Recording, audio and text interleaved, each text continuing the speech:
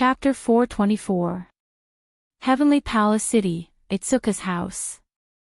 From the outside, Itsuka's house looks no different from an ordinary building. At night, the faint light from the windows illuminates the walls of the house, making it seem so peaceful. However, this tranquility was quickly interrupted by a muffled sound, boom.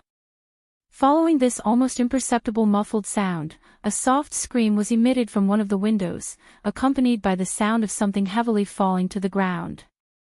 In one of the rooms, Wu Yan covered one of his eyes as he laid on the floor. The pain from his eye socket isn't that great, but it made Wu Yan's tears flow down in an instant.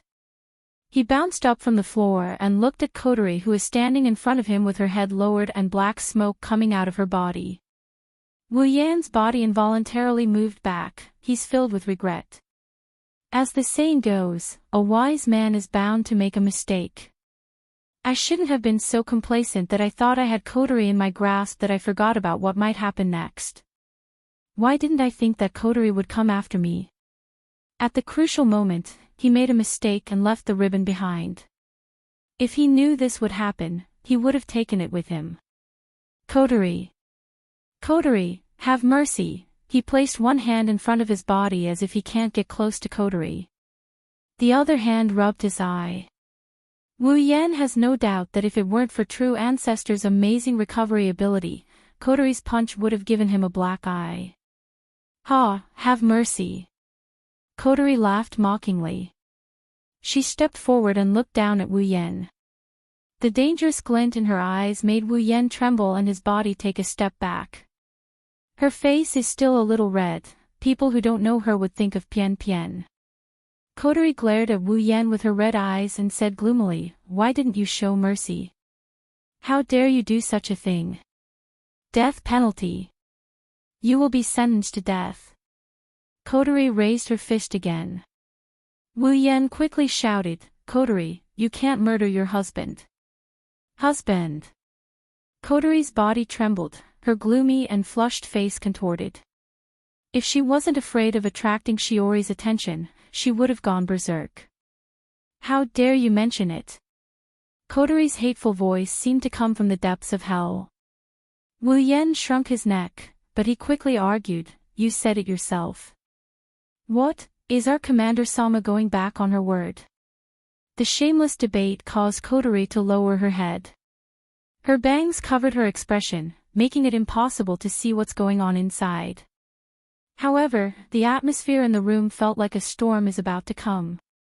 Wu Yan's heart started pounding. Kotori. Ah, that's right, I did say I would marry you. Kotori suddenly looked up, her face expressionless. Since I said it, I won't go back on my word.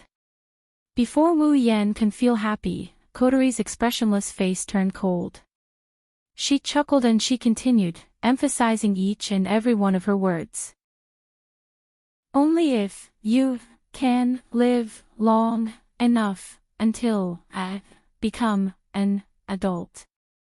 Gulping his saliva, Wu Yan forced out a laugh. Then, he blurted out something that made Kotori go berserk.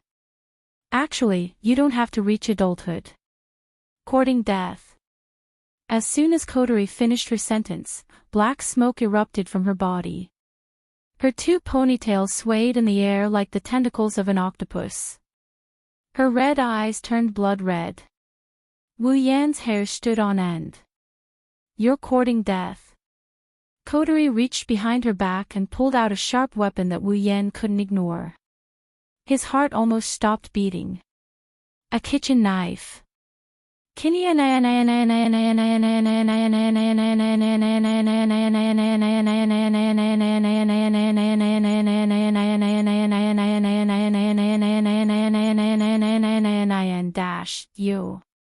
You can't play with this thing.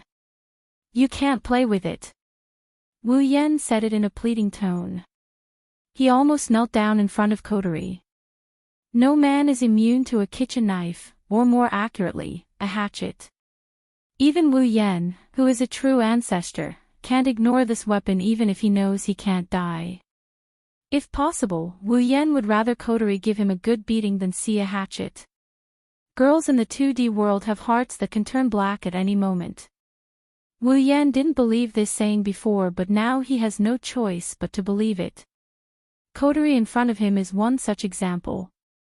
Wu Yan's shameless words turned her into a hatchet goddess. Wu Yan can only hope that his words can soften Coterie's heart a bit. However, Wu Yan was disappointed. Coterie only smiled coldly. Wu Yan was shocked. She swung the kitchen knife at Wu Yan, aiming at Wu Yan's crotch. This time, Wu Yan was scared out of his wits. Wu Yan's nerves tensed up as he watched the kitchen knife coming at his crotch. He moved his legs to the left and right at the fastest speed in his life, narrowly dodging the knife. The kitchen knife didn't slow down and pierced Wu Yan's crotch. Wu Yan looked at the kitchen knife that was less than a centimeter away from his crotch. Cold sweat dripped down his forehead, soaking the hair in front of his forehead. However, none of this is important. Even if all his hair falls out, it's not as important as his happy life. Coterie. Are you serious? Wu Yan shouted. However, this didn't scare Coterie. Instead, it made her laugh. You have the guts to do something so shameless, but you don't have the guts to face the consequences. How can there be such a good thing? The hand holding the kitchen knife twitched as if trying to pull the knife out of the floor and end Wu Yan's blissful life. The cold gleam of the kitchen knife pierced Wu Yan's little brother, who was less than a centimeter away from the knife. Wu Yan's cold sweat turned into a waterfall as he yelled and jumped up from the floor. Stomping on the bed, he leaped over Coterie. The moment his feet touched the ground, he ran out of the room without looking back. He disappeared without a trace. Stop right there! Coterie shouted angrily.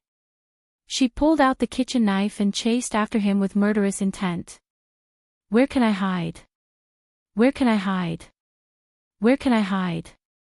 Where can I hide? Where can I hide? Wu Yan ran down the hallway while muttering in fear. He looked left and right, trying to find a place to hide from the knife. Wu Yan has subconsciously forgotten that his combat power isn't something a sealed coterie can compare to. Wu Yan didn't want to take Coterie's knife. If it was any other part of his body, he would accept it. However, Coterie is aiming at a place he can't afford to lose. Even if a true ancestor can heal such a small injury in a short time, Wu Yan can't guarantee that he won't be traumatized. Shiori was taking a shower in the bathroom, so she didn't notice anything. As for Toka, she was rolling around happily because she got a comfortable bed and a room. Thus, a game of hide-and-seek began in Itsuka's house. Chapter 425. Wu Yan could feel Coterie chasing after him. She's not as fast as him, but she's following him in an orderly manner. She didn't give him any openings. Wu Yan wanted to cry but had no tears. Is there a tracking device on me? Is that how Coterie knows where I am? Itsuka's house is pretty big. Run outside? No, I can play around at home, but if I run outside, Coterie will be so angry that she might ignore me for the rest of my life. Hide. Where can I hide? The living room. Where could he hide his body without being discovered by Coterie? The fridge. If Coterie can find the kitchen knife, she can find the fridge. The bathroom. Shiori is taking a bath in there. Wu Yan doesn't want to have two blackened people. Is God trying to kill me? Wu Yan howled, but he didn't want to attract Coterie's attention, so he swallowed it back. Instead, tears flowed down his cheeks. When he passed by Toka's room, Wu Yan stopped in his tracks. His face lit up as he opened the door with lightning speed and hid inside. Shido. Toka, who was rolling around on the bed, was shocked to see Wu Yan barging in. She wanted to say something, but Wu Yan appeared in front of her and covered her mouth. He even made a shoot gesture with his hand. Toka blinked her eyes in a daze. Then, she nodded at Wu Yan with a serious expression, indicating that she got it. 10 fragrances room fell into silence. The man and woman held their breaths with all their might, fearing that their breaths were too loud and might be heard by others. After an unknown amount of time, a series of messy and hurried footsteps could be heard from outside the door. It was not silent, but it was very fast. Due to the quiet environment, the two people in the room could hear it. Although the footsteps were soft, they were very powerful, showing the mood of the person who was walking at the moment. Wu Yan and Toka looked at each other. They didn't know what to do. Toka didn't know what was going on. She didn't know what was going on. Wu Yan, on the other hand, didn't know if Kotori left or not. Suddenly, Kotori's voice came from outside the door. Wu Yan and Toka jumped in fright when they heard her. Toka, is Shido inside? Toka didn't know what to do. She looked at Wu Yan with her amethyst eyes. She didn't know what to do. Her brain was overloaded and she almost fainted. Wu Yan panicked. His wine-red eyes spun rapidly as he tried to think of a solution. Wu Yan's eyes flashed and lightning flashed in front of his forehead. Toka's voice came out of his mouth. Shido. What's wrong with Shido? Toka's natural voice came out of Wu Yan's mouth. It's so lifelike that Toka was stunned. Kotori didn't recognize that the voice belonged to someone else. Shido did something terrible. So, Toka, if Shido is inside, you can't hide him. Toka's eyes widened when she heard Kotori. She looked at Wu Yan in shock. She didn't understand what Wu Yan meant by going overboard. Wu Yan could only laugh dryly at her. Something terrible. I don't understand, but Shido isn't here. Wu Yan said in Toka's voice. He almost got goosebumps. Toka, on the other hand, found it interesting. The door quieted down. Wu Yan had an ominous feeling. Bang! The door was violently flung open. Kotori appeared with a kitchen knife in her hand. Ah! 10 Incense, who was sitting on the bed, let out a small cry of surprise. Aside from the person involved, no one could guess what had happened. With 10 Incense's natural brain, she naturally couldn't guess anything. She sat on the bed with a very distressed expression. However, Wu Yan's figure was nowhere to be seen. She scanned the room with her red eyes. She didn't find Wu Yan. Kotori pursed her lips in disappointment. She then looked at Toka, who still hasn't reacted. Sorry, Toka. If you see Shido, remember to tell me. Kotori then closed the door and the room returned to its original state of silence. Toka's mouth opened and closed. Her eyes wandered for a while before she realized what happened. She opened the blanket. Wu Yan was lying there like a corpse. Shido. Toka shook Wu Yan's body. She shouted at Wu Yan like she saw a UFO. Shido. What's wrong? Why are you hiding? Why is Kotori-chan looking for you? Why? Stop. Wu Yan pressed down on Toka's shoulder. He didn't know whether to laugh or cry. Don't ask so many questions. Did you just realize I was hiding? Toka flinched and she nodded. Wu Yan felt a wave of weakness wash over him. Listen up, Toka. Wu Yan turned serious and he told Toka in a serious tone. Don't tell anyone about me hiding in your room, got it? Toka turned serious and she nodded again. However, Wu Yan didn't feel reassured at all. This natural glutton would probably forget everything in the next second. Toka giggled when she saw Wu Yan's embarrassed look.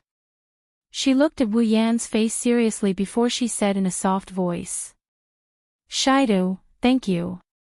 Wu Yan was surprised. Why are you thanking me? Because. Toka leaned against the wall and looked up at the ceiling. Her purple eyes shined as if she was reminiscing about something. Because I'm very happy today. Looking at Toka's smiling face, Wu Yan felt a bit touched. He could still remember that less than half a day ago, there was no trace of a smile on this smiling face. There was only endless sorrow and despair. Wu Yan's lips curled up. He leaned against the wall and sat next to Toka. Actually. What? Toka's eyes narrowed as she laughed. She turned around to look at Wu Yan with a twinkle in her eyes. If Wu Yan can feel touched by Toka's face, Toka can feel the same way. After all, the person in front of her was the one who brought her warmth, her home, and her laughter. He was the one who saved her from that hellish life. Wu Yan smiled warmly when he met Toka's gaze. Actually, I'm very happy too. Toka was surprised and lowered her head. When she looked up again, her eyes were full of tears. Wu Yan was speechless. What are you doing? Didn't you say you were happy? Why do you look like you're about to cry again? Toka wiped her eyes and retorted, I'm not crying. You're obviously crying. I'm not. I am. I'm not. Alright, it's fine if you don't. Slapping his cheeks, Wu Yan tapped his chin. He turned around and looked at Toka. Oh right, Toka, can you control Spacequake? Spacequake. Control Spacequake. Toka didn't understand. Why? I have something important to do. I need Spacequake to complete it. How about it? Can you do it? I haven't tried to control the Spacequake, but if it's just triggering the Spacequake, it's very easy, then it's done. Wu Yan grinned. He glanced at the Quest tab and he rubbed the sealing bracelet on his wrist. Then, he grabbed Toka's hand. Toka, come help me. Toka tilted her head in confusion. Since it's Wu Yan's request, there's no reason for her to refuse. She nodded. Chapter 426. Early in the morning, the sky was overcast. There was no sunlight on the ground, and the sun was nowhere to be seen. It could be seen that the weather today was cloudy, and it didn't look good. This kind of weather was not good for those who planned to go out, but for those who stayed at home, it was good weather. Because without the sun shining on their buttocks, it would be more comfortable to sleep in, right? In the past, that would be the case. But now, even if you don't want to get up, someone will wake you up. The door opened and Kotori poked her head in. The white ribbons on her head moved back and forth like a rabbit's ears. She then looked at the bed. As expected, Kotori blushed when she saw Wu Yan snoring away in his sleep. She was also a bit annoyed by this. Due to the bathroom incident last night, Kotori tossed and turned the whole night. She wanted to sleep but couldn't. She finally fell asleep in the end. However, this brother of hers slept so comfortably that he almost had a bubble hanging above his nose. This made Kotori furious. She sneaked a glance at Wu Yan, her expression fluctuated. Her blushing face showed a bit of timidity. She hesitated on whether she should wake Wu Yan up or not. If possible, Kotori would like to switch to her commander mode. After all, in sister mode, Kotori wouldn't be able to stand in front of Wu Yan after letting Wu Yan see her naked and say something so embarrassing. Even if she's in commander mode, she wouldn't have chased after Wu Yan for an entire night. Unfortunately, Shirori is still at home. Kotori has decided not to drag her into the fairy vortex. She doesn't want her sister to know that she has such a capable sister. Therefore, Kotori reluctantly used her sister mode to wake Wu Yan up. Kotori took a step into the room and retracted her hand. She blushed. She doesn't know how to face her Onie-chan. Kotori remembered Wu Yan telling her in her commander mode last night that she doesn't have to be a grown-up to do so. Plus, she almost lost her first kiss when she woke Wu Yan up. Kotori was worried. If she woke Onie-chan up like this, will he? She thought of something and blushed again. She held her cheeks with both hands and shook her head. After a long time, Kotori mustered up her courage and entered Wu Yan's room. She poked at Wu Yan's blanket and she tugged at it. She meekly called out, "Onie-chan, it's time to wake up." Her weak voice, of course, couldn't wake up the sleeping demon. Kotori pouted and yelled, "Onie-chan. Wake up. Onie-chan is waiting for you to have dinner." Wu Yan shuddered when he heard Kotori's voice. He screamed and jumped up from the bed. Kotori cried out in shock. "Kotori! I know I was wrong. Don't chop me." Wu Yan yelled with tears in his eyes. Then, he saw the speechless Kotori and stopped moving.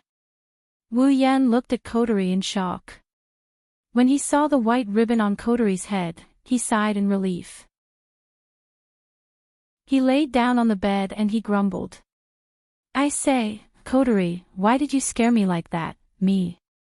Kotori pointed at her own nose in astonishment. She was completely baffled. She was only waking her brother up, not scaring him. He was scaring himself. Wu Yan noticed this and he awkwardly averted his gaze. Then, he looked back at Kotori and he said in a serious tone. Kotori, can we discuss something?"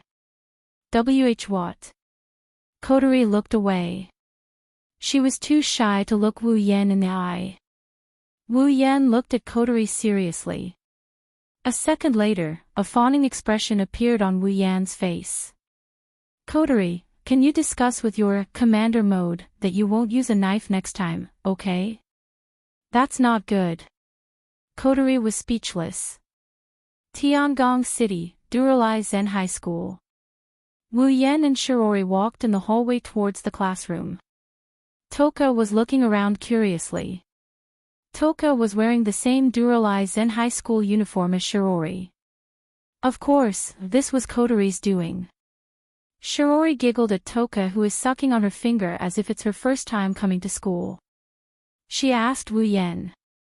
"Shido, is Toka really going to go to the same school as us?" Yeah." Wu Yan nodded nonchalantly. He came up with the excuse he came up with earlier. Toka's previous school is too far away from here, so it's better to transfer here. Shirori nodded and tilted her head. "Don't tell me Toka is going to be in the same class as us." "Ma, we're in the same class, there's nothing wrong with that," Wu Yan said. Shirori gave him a dubious look, he felt helpless inside. From Shiori's point of view, maybe it's because she doesn't want to be separated from her girlfriend Toka, so she wants to be in the same class. She doesn't know that the reason Toka wants to be in the same class is because of her dear little sister. At this time, a figure walked out from the corner in front. She had white shoulder-length hair and an expressionless face. Who else could it be but Yuichi Origami? Tabichi Origami stopped in her tracks when she saw Shirori. Her expression turned serious when she saw Wu Yan. However, when she saw Toka, her calm expression changed. "Princess. You're..." Toka tilted her head and exclaimed. "Robot Army. Why are you here?" Toichi Origami stared at Toka. "You were the one who caused the space-time quake yesterday, where did you go after that? Why can't I detect your spirit energy anymore?" And Toichi Origami looked at Shirori and asked seriously. "Why are you with Shirori? Why should I tell you?" Originally, 10 Fragrance did not have a good impression of Origami Kite.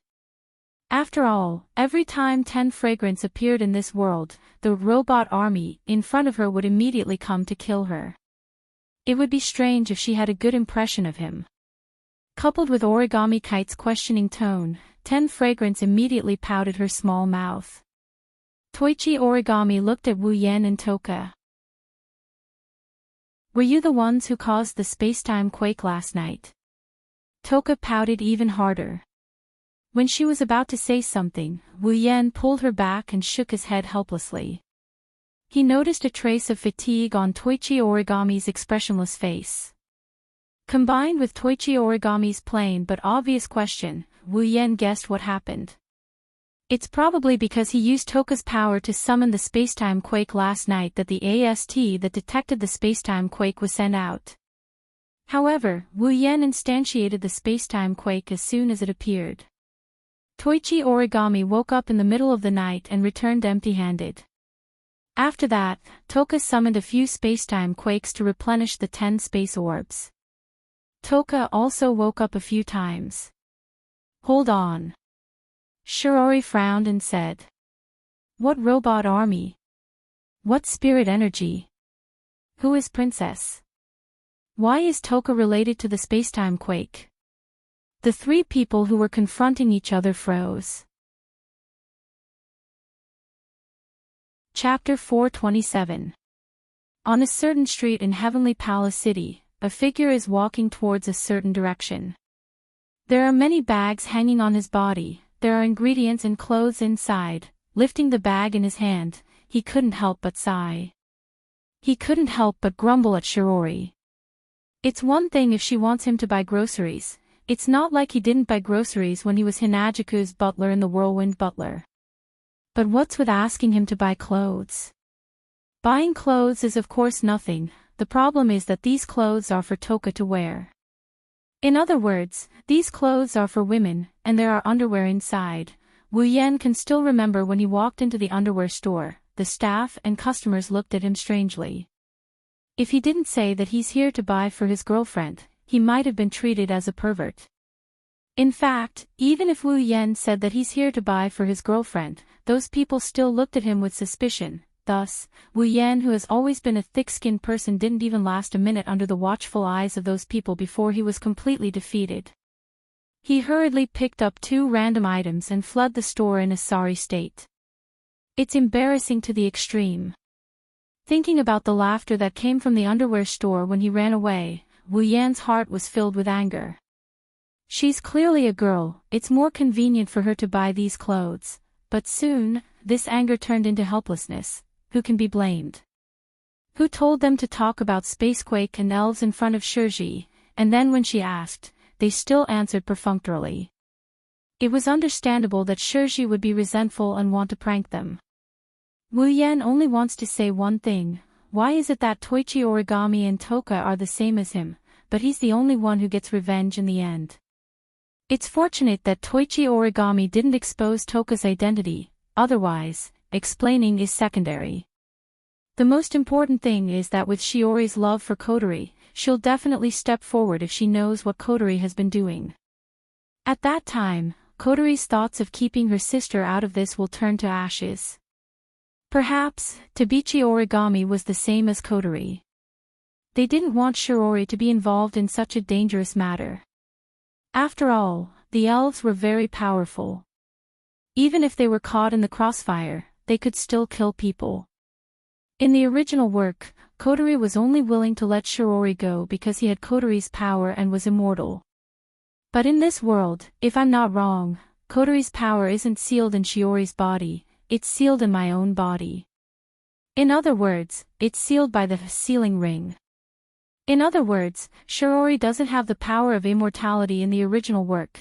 Under such circumstances, Kotori can't bear to let Shiori be the frontline against the elves. Wu Yen guessed that Toichi Origami, who's most likely a Yuri woman, wouldn't want Shiori to know about this. Wu Yen has a big question about Kotori's elven power being sealed by the sealing ring. It's not the origin of the sealing ring or when Kotori put it on. Wu Yen has already decided to take things as they come, so he won't worry about it. What Wu Yen really cares about is the system's mission panel, Dungeon World, Date Battle, Dungeon Mission, Collect, Mission 1, materialize all the spatial quakes around the world and collect them. Current progress, 1010, completed, mission reward, equipment points, item points, ability points, summoning points, 50,000 each, mission 2, use the sealing ring to seal the elven powers of storyline characters Toka, Yoshino, Tokasaki Kurumi, and Itsuka Kotori. Mission reward, any 2 B grade and below equipment will be upgraded by 1 grade, B grade and Gate of Babylon excluded. Mission 3, yet to be activated. Last night, with the help of Toka's power, Wu Yen successfully collected the space orb. With the completion of the first mission, the second mission was activated. Helping 4 storyline characters seal the elves' powers is just nice. It's another goal he's working on, so there's no conflict.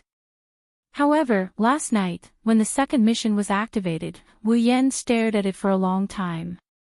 To be precise, he stared at Itsuka Kotori's name for a long time. When the second dungeon mission was activated, one of the names of the 4 elves was lit up. It was Night Sword God Toka.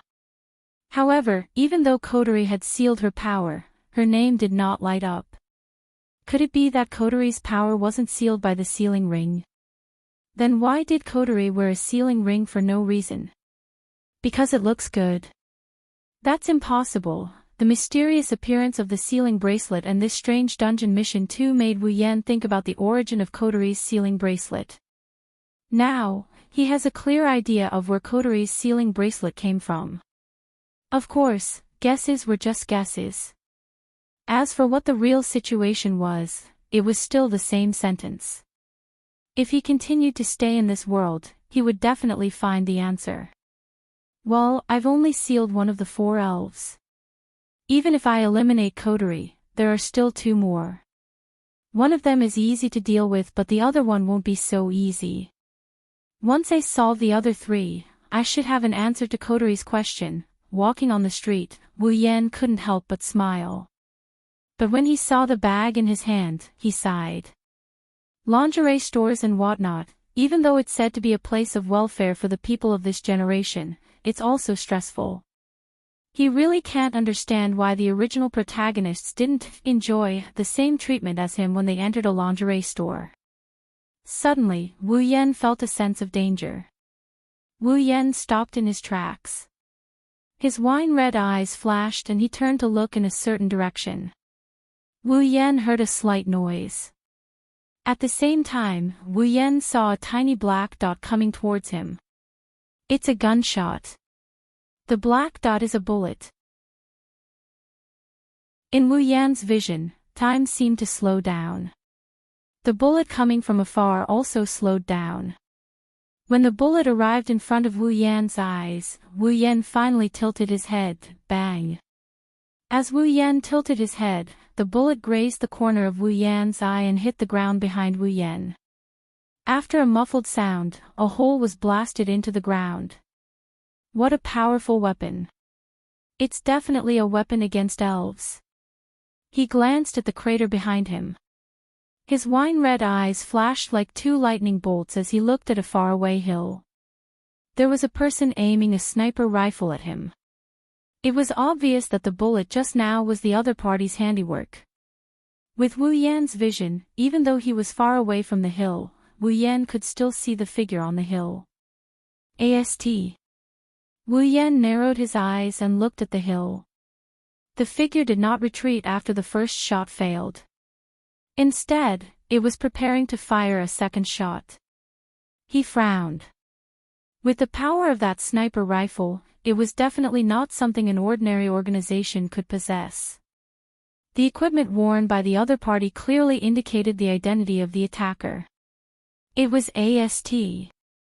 However, weren't AST members only female? If Wu Yan was not mistaken, the figure that attacked him should be a man. After pondering for a while, Wu Yan suddenly smiled. A male AST. Could it be the direct subordinate of the AST higher-ups? If so, then you won't be leaving today. Chapter 428. On top of a small hill, a person wearing equipment that was slightly different from AST's but similar in style was lying on a lower ground that was hard to notice. He was holding a sniper rifle in his hand and leaning on the sniper rifle's scope. He was aiming at something. From the scope of the sniper rifle, the person can clearly see Wu Yan nimbly dodging his bullet. He even raised his head and looked at him with a gentle smile. I've been discovered. Looking at Wu Yan's smile through the scope, the sniper couldn't help but be shocked. A trace of nervousness appeared on his face. After all, this place is at least 500 meters away from the place he was aiming at. But the opponent actually discovered him in an instant and even accurately pinpointed his position. However, the sniper quickly calmed down. No matter what, he was still a soldier who had received formal training. Moreover, he was assigned to the position of a sniper. If his psychological quality was not good, he would not have been sent out.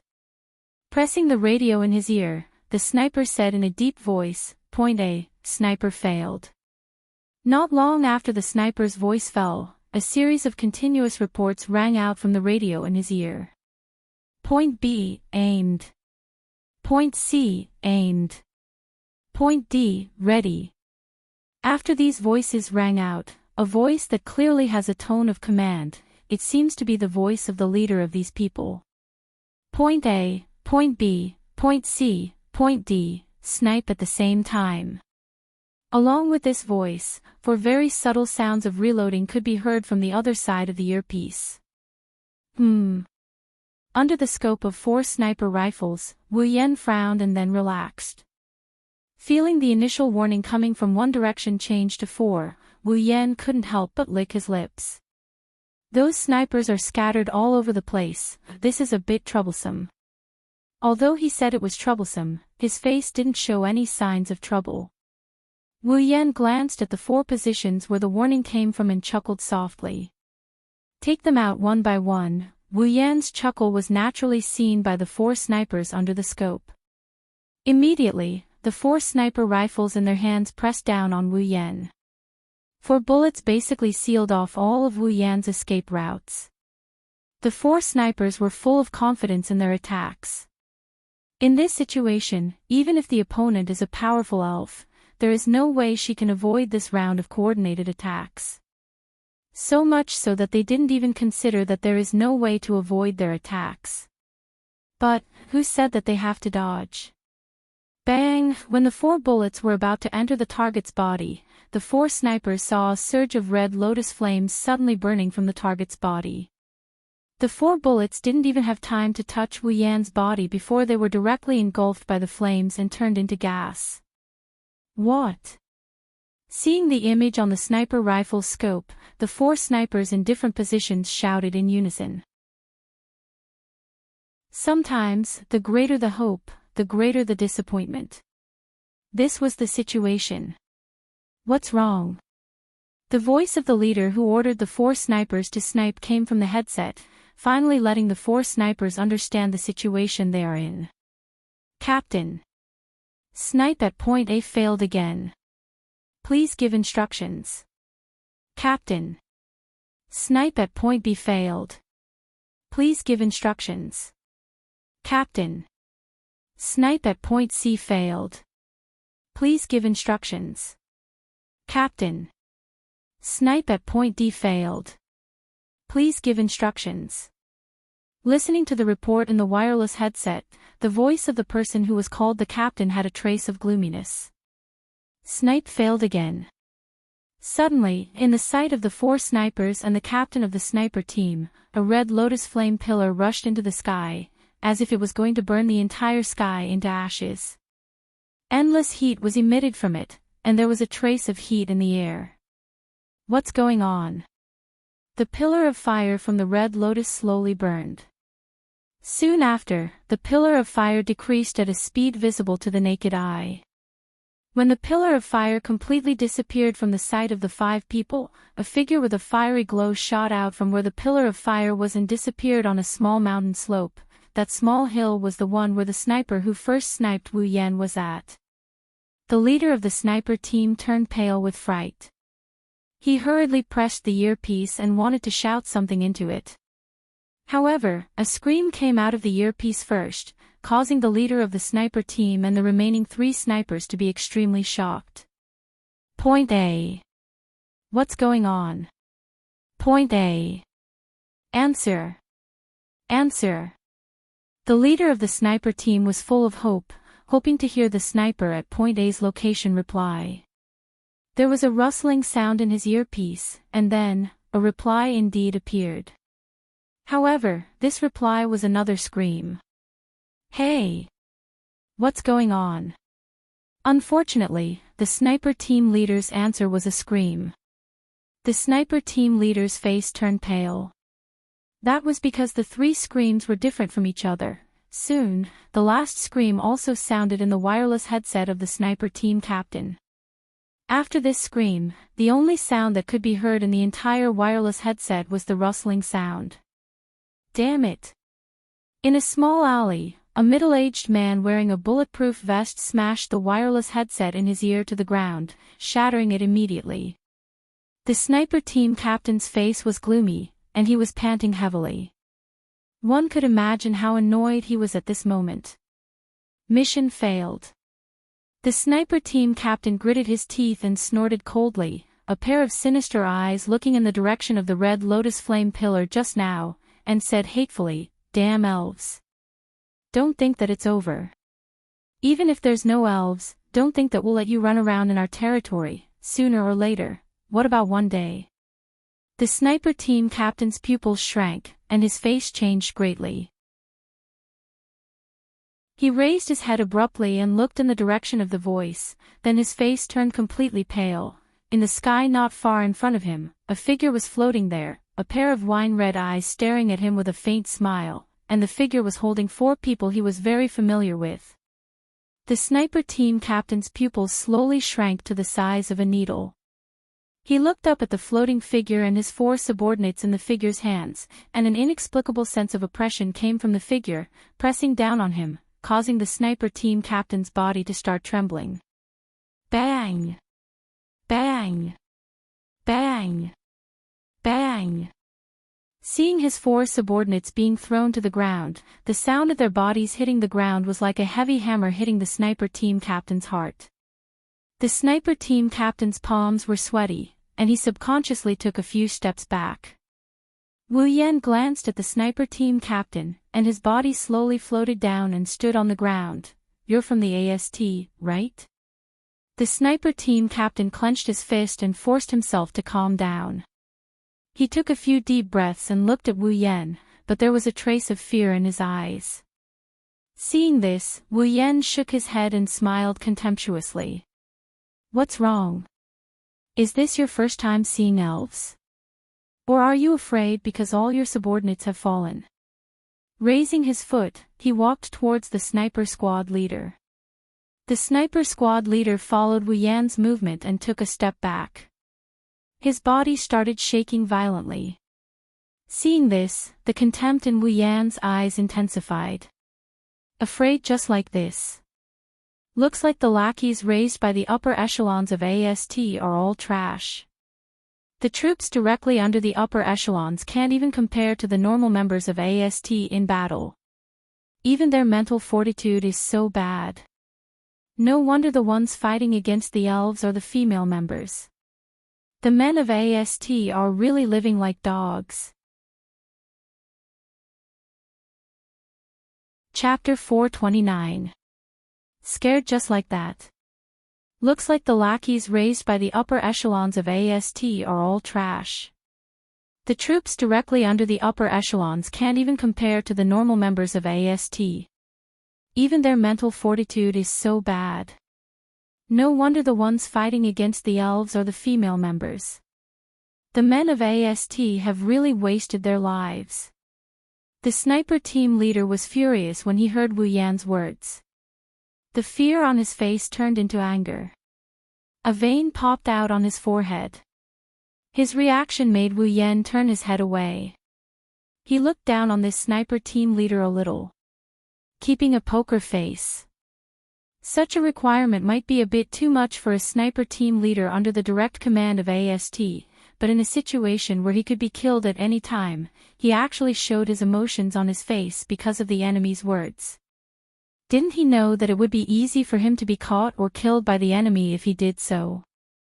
If the upper beam is not straight, the lower beam will be crooked. With how arrogant the higher-ups of AST were, how good could their subordinates be?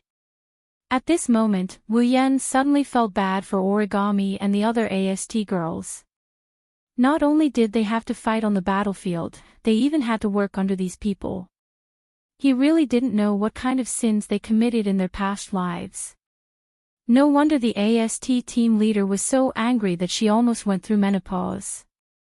Seeing Wu Yan's disdainful expression, the sniper team leader was even angrier. However, he didn't dare to say anything. Even if he didn't know the current situation, he knew that angering the other party wouldn't do him any good. You. How do you know about AST and where I belong? The sniper team leader was secretly shocked. As far as he knew, each of the elves had a serious lack of knowledge about this world. Unlike the elves in front of him, not only did they call him AST directly, but they even knew about the higher-ups directly. Little did he know that Wu Yan isn't an elf. AST's attitude towards elves is different from Ratatoskers. That's why AST's information is second only to elves in Ratatosker. Wu Yan hasn't been in this world for long, but as the combat commander of Ratatosk, if he doesn't know about his old rival, Kotori will cook him alive. Of course, Wu Yan wouldn't tell this to the sniper team leader. Wu Yan pursed his lips and ignored the sniper team leader's question. He walked past the 4 snipers and headed towards the sniper team leader. Tell me. Staring at the sniper squad leader who was moving back and forth with him, Wu Yan asked in a low voice. Why do you want to kill me? I don't have any elven energy on me. The sniper captain started sweating as he backed away. He didn't pay attention to Wu Yan's words. Maybe he didn't want to say it, or maybe he didn't hear it due to fear. Wu Yan's wine-red eyes flashed with a sharp glint. Tell me. The cold voice caused the leader of the sniper team to stumble and fall on his butt. His face was full of fear as he cried out, I don't know. I don't know anything. Wu Yan stopped in his tracks when he saw the sniper squad leader's unbearable behavior. He frowned with a look of disgust on his face. Looks like he had overestimated them before. Are all the men in AST like this? If they are, they would have sent the girls into battle. I don't know.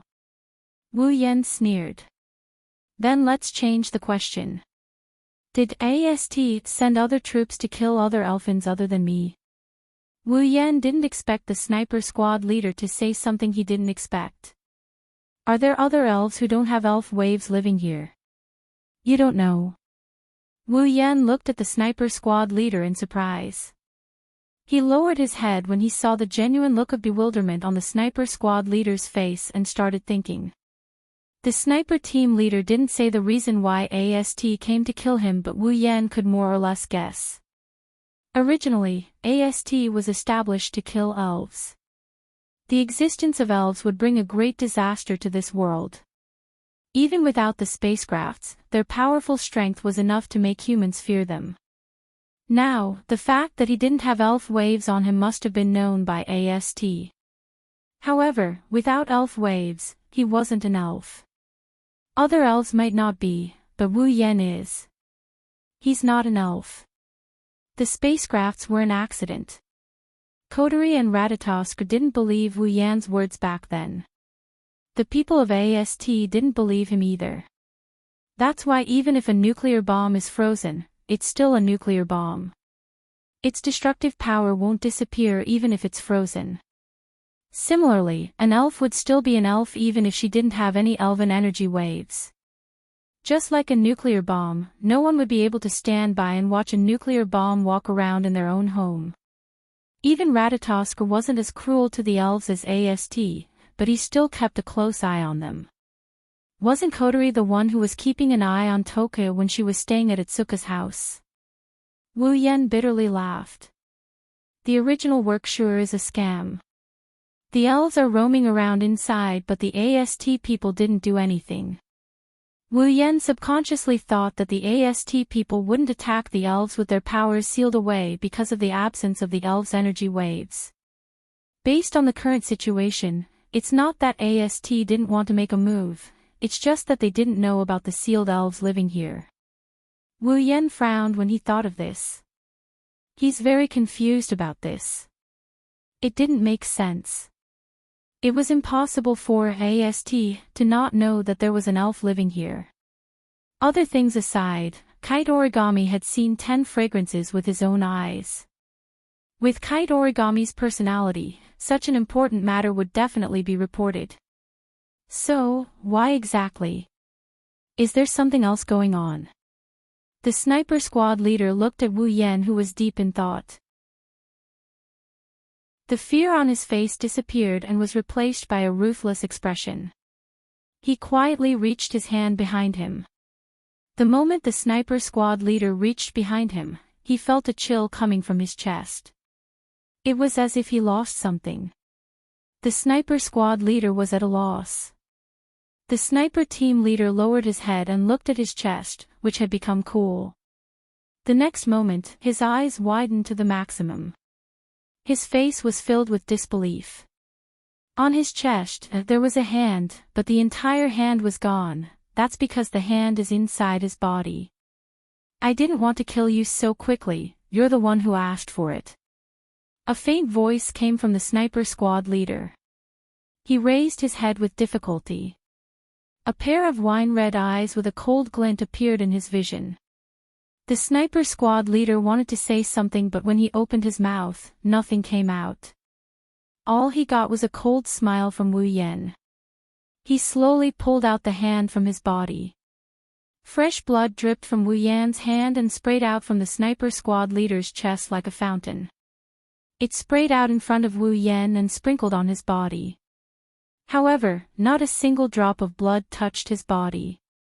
Instead, it dripped down like water droplets. The intense pain finally reached the head of the sniper team leader. The scene in front of him began to blur. At this time, the sniper team leader realized that his 4 subordinates were in the same situation as him. Their chests were pierced, and fresh blood flowed all over the ground beneath them. Chapter 430. Following the sound of the sniper team leader falling to the ground, the small alley fell into complete silence. However, no one could ignore the scene that unfolded before their very eyes. The 5 of them fell to the ground in different postures. There was a bloody hole in each of their chests. Blood kept flowing out of the holes. It was as if there were 5 blood fountains coming out of the ground. The ground was dyed in red. Under such a scene, a person stood in the middle of the 5 corpses. Blood flowed from his body, but his clothes were not stained by a single drop of blood. The blood flowed down like a leaf and dripped onto the ground. Similarly, there was a hand. After a long while, a faint sigh was finally heard from this bloody scene. The only figure standing had broken the silence of this place. Raising his hand and looking at the blood flowing on it, Wu Yan's wine-red eyes flashed with a golden glow. Although the urge to suck blood has been eliminated, a vampire is still a vampire. I can't help but want to suck in a mouthful of blood. Wu Yan smacked his lips and shook his head with a smile. He waved his hand and shook off all the blood on his hand. What a pity. Such filthy blood definitely doesn't taste good. Just as Wu Yan was about to turn around and go home, a sweet voice with a hint of laughter sounded behind him. Ha, I also agree with this little brother's words. The voice made Wu Yan's wine-red eyes tremble. He was a little surprised. Someone actually came here and approached him without him noticing. Wu Yan's face became serious. His wine-red eyes flashed with a golden glow again. Then, he slowly turned around and looked at the entrance of the alley. However, when Wu Yan saw clearly who it was, the seriousness on his face disappeared and was replaced by a deep shock. It was a very beautiful girl.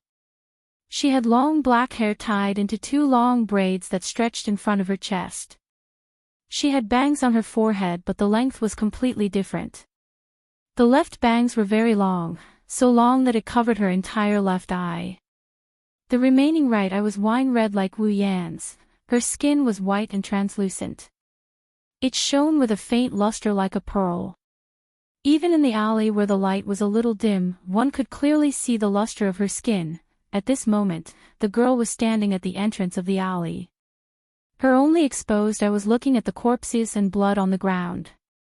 She didn't scream like a normal girl would. Instead, she excitedly licked her lips, staring at the corpses and blood, the girl's eyes slightly curved into a crescent shape. In an instant, she retracted her gaze. It was as if the corpses weren't humans but pigs. What flowed wasn't blood but water. It was as if the corpses on the ground were her food. Compared to Wu Yan, she was more like a vampire. However, it was clear that the girl was more interested in Wu Yan than the food on the ground. Her wine-red eyes were filled with interest as she squinted at Wu Yan.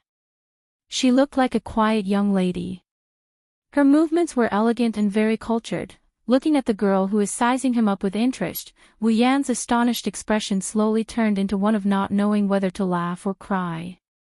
That's because this girl is someone he knows, it's just that the other party doesn't know who he is, Tokasaki Kurumi. In the original work, it identified a sprite named Nightmare. It was also a fairy that descended earlier than the 10 fragrances, but only appeared later, and now, she had appeared in front of him. Tokasaki Kurumi tilted her head and smiled. An elegant young lady aura emanated from her body. Since she descended earlier than Toka, she came into contact with this world earlier. Therefore, Tokasaki Kurumi's knowledge and etiquette of this world can be said to be very rich. Tokasaki Kurumi acted as if she didn't see the corpses on the ground. She raised her foot and walked over the corpses on the ground. Stepping on the blood, she walked towards Wu Yan. "Ah la la, I didn't expect that I would see such an interesting scene when I was just curious as to why there would be a fire pillar in this place." Tokasaki Kurumi placed her hands in front of her and smiled at Wu Yan. Her delicate and beautiful face coupled with her outstanding temperament made her a beautiful flower. However, the words that came out of her mouth made this flower look like it was plated with a layer of blood. His wine-red eyes met with Tokasaki Kurumi's. Wu Yan didn't show any expression on his face, but he bitterly smiled in his heart. He knew that he encountered the most troublesome fairy to deal with. One had to know that this elegant elven lady in front of him was known as a Nightmare. Of course, Nightmare was only a superficial name. Tokasaki Kurumi had another title, and that was the most lustful elf. The descent of a fairy will cause a space-time quake and bring about a catastrophe in this world. Wu Yan didn't know how many people have died under the terrifying destructive power of the space-time quake. However, Wu Yan knew that Tokasaki Kurumi didn't use the power of the space-time quake. She killed more than 10,000 humans with her bare hands. Therefore, don't think that Tokasaki Kurumi was joking. This scene was enough to make people tremble in fear, but in Tokasaki Kurumi's eyes, it was nothing. This was because in her daily life, such scenes were common. Tokasaki Kurumi didn't think much of it. She was already used to such scenes.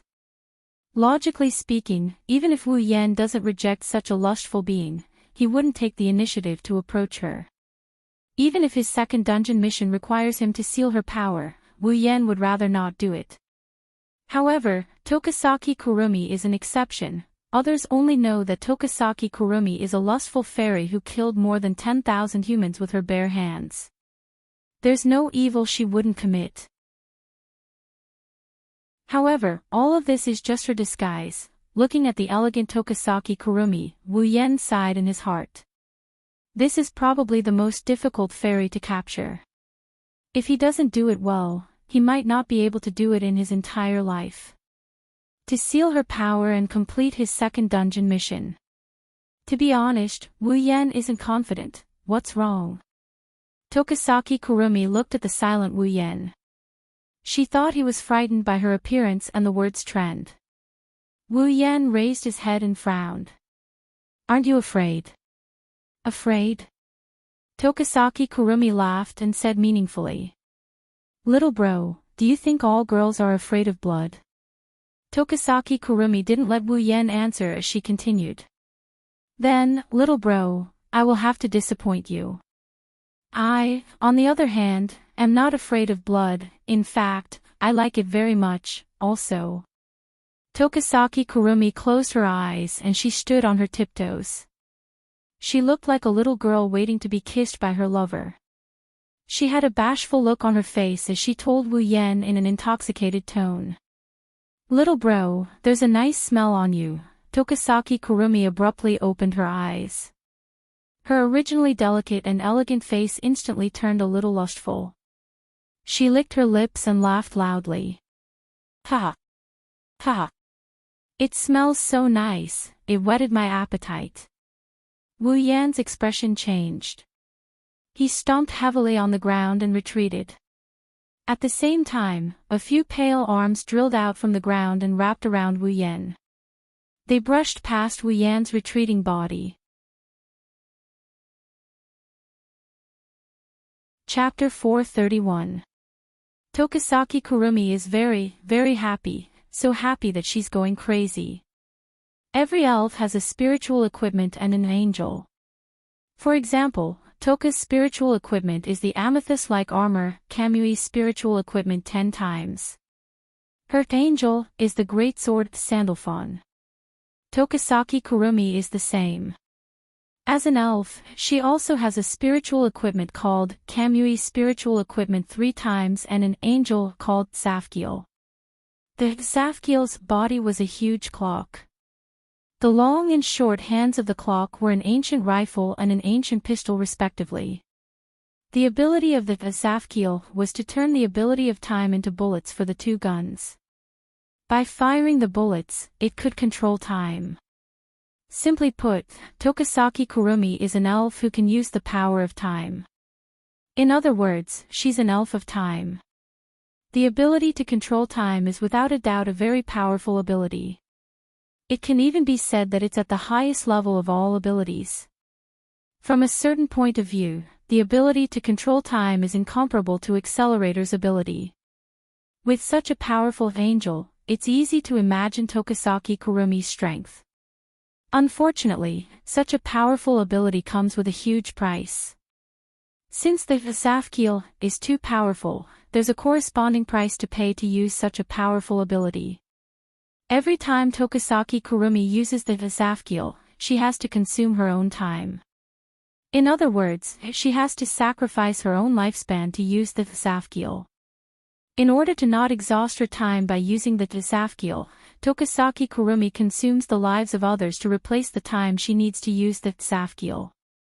As long as someone is within the range of time eclipse, Tokasaki Kurumi will forcibly steal their time and store it as the price for using the Safkiel.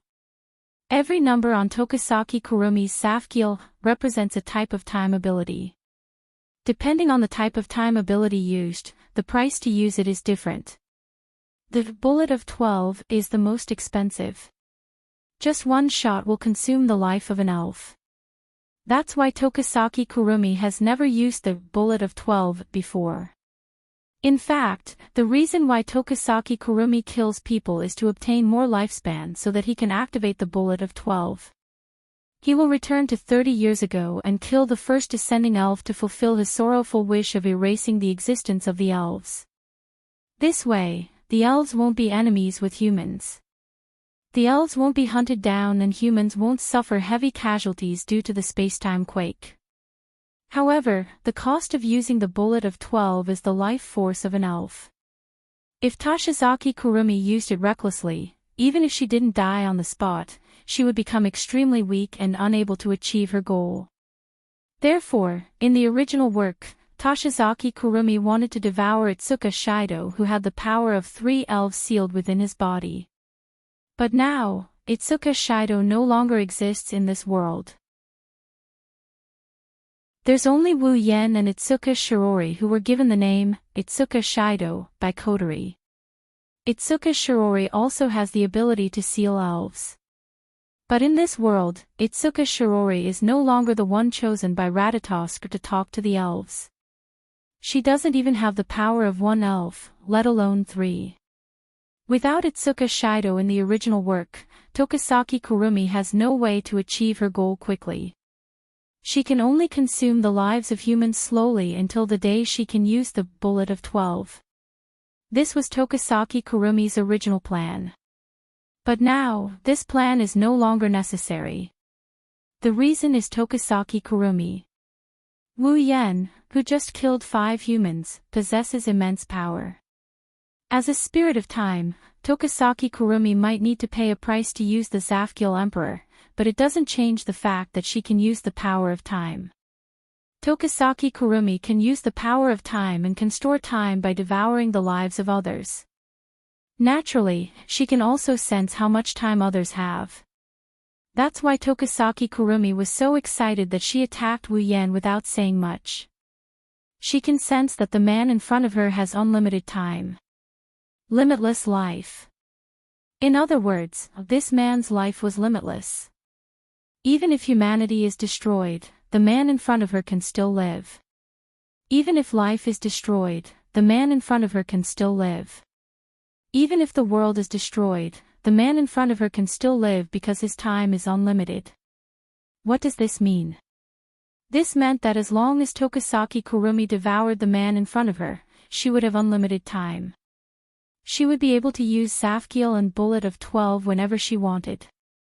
She would be able to go back to 30 years ago whenever she wanted. Her ability to control time would no longer be flawed. To Tokasaki Kurumi, Wu Yan is the most attractive existence in the world. Tokasaki Kurumi was overjoyed. She was truly overjoyed.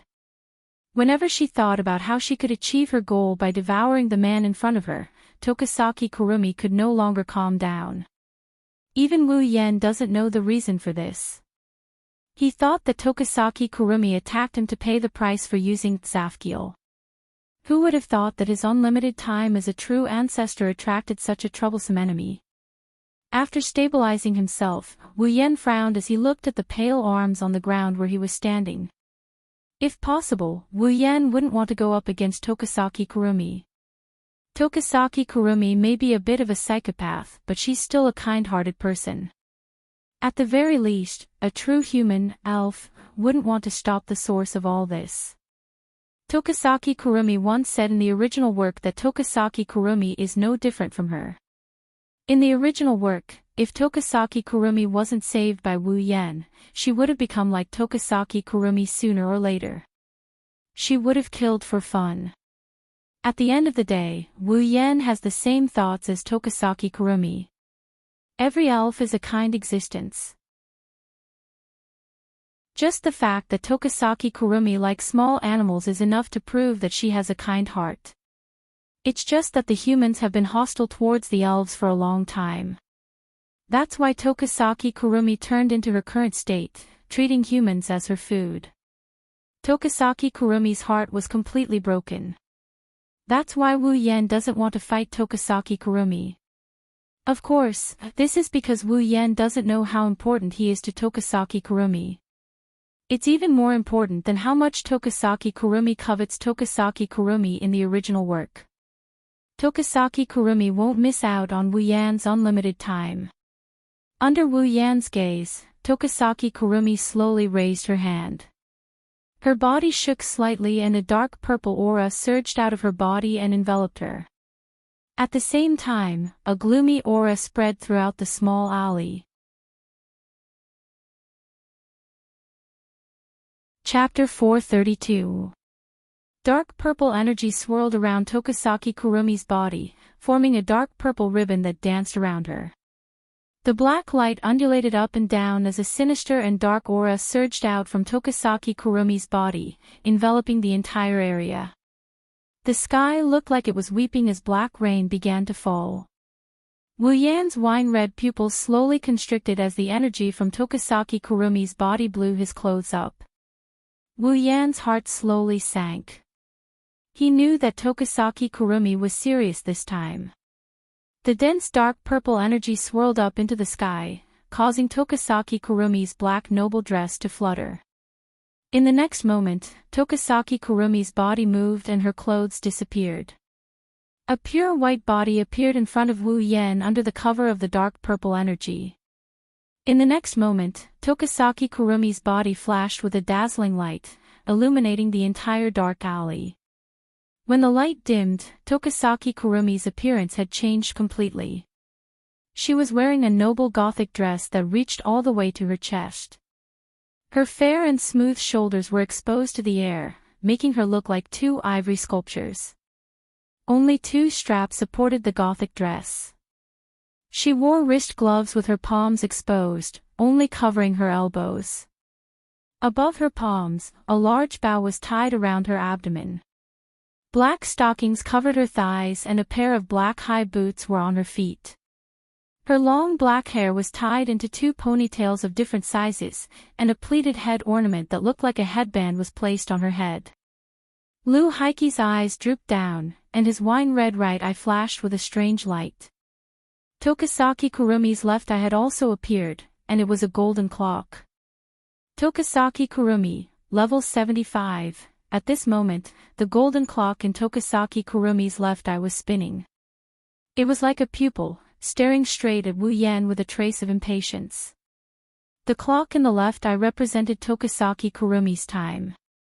If Tokasaki Kurumi gets her hands on Wu Yan, the time inside the golden eye of the clock will come to a complete stop. Therefore, Tokasaki Kurumi's gaze towards Wu Yan was filled with passion and greed. She was like a hungry wolf looking at the most delicious piece of meat in the world. Wu Yan frowned deeply. His wine-red eyes flashed with dissatisfaction and anger. Wu Yan really didn't like the way she looked at him like he's food. He's also very dissatisfied with that look. Tokasaki Kurumi saw the dissatisfaction in Wu Yan's eyes. Her red and gold eyes flashed with surprise. Tokasaki Kurumi smiled at Wu Yan. Era, little brother, you don't seem surprised by my transformation and appearance. Tokasaki Kurumi raised both her hands and tilted her head. Could it be that little brother knows about the elves? Wu Yan frowned but didn't say anything. He took a few steps forward and closed the distance between him and Tokasaki Kurumi. Tokasaki Kurumi couldn't help but smile. Tokasaki Kurumi tapped her cheeks. She supported her face with one hand and her other hand was hanging by the hem. Her fair face blushed like a shy little girl. She looked at Wu Yan and said softly, "Hey, little brother, do you think I'm pretty?" Wu Yan pursed his lips as he looked at Tokasaki Kurumi's bashful face. He shrugged. "What are you trying to say? What are you talking about? Are you trying to ask me how I feel about you so that you can confess your feelings to me?" Tokasaki Kurumi's smile widened when she heard Wu Yan's words. However, that shy look disappeared. That's a good idea. After all, little brother, you're very attractive to me. I'm really moved, Wu Yan sighed and he continued. Is that so? But you don't look like the type who would fall in love at first sight with someone you meet for the first time. Oh. You seem to know a lot about me, lil bro. Toshiaki Kurumi looked at Wu Yan with her different colored eyes. She chuckled. But you're wrong, I really fell in love with you at first sight, lil bro. Tokasaki Kurumi swayed her gothic dress and raised her high boots. She walked towards Wu Yan step by step. At the same time, she looked at Wu Yan in a daze. This is really troublesome. I feel like I can't leave you anymore. What should I do? What should I do? Wu Yan furrowed his brows again. He looked at Tokasaki Kurumi with a cold glare. She looked at him like she's in a dream. Wu Yan saw Tokasaki Kurumi's mesmerized expression. However, Tokasaki Kurumi didn't look like she was in love with a lover. She looked more like a poor beggar looking at a rich missy. She wasn't looking at the missy, she was looking at the word missy in front of her. Tokasaki Kurumi seemed to have noticed the coldness in Wu Yan's eyes. She stopped in her tracks but the dazed look in her eyes didn't weaken. Instead, it became more intense. It was accompanied by a fatal fanaticism. She licked her lips and her smile turned sinister. She looked at Wu Yan and she coquettishly said, "Hey, lil bro, become one with me, we'll never be separated, okay?" Without waiting for Wu Yan's reply, Tokasaki Kurumi chuckled. "Aw, little brother, you can't refuse because I'll get angry." Tokisaki Kurumi laughed loudly. Her shoulders shook as she covered her mouth with one hand and muttered softly. Haha, I'm actually excited. Tokisaki Kurumi's body flashed with a red and white light. Several streams of light rolled up from her body and danced in the air. They turned into several pale red arms and shot towards Wu Yan like whips.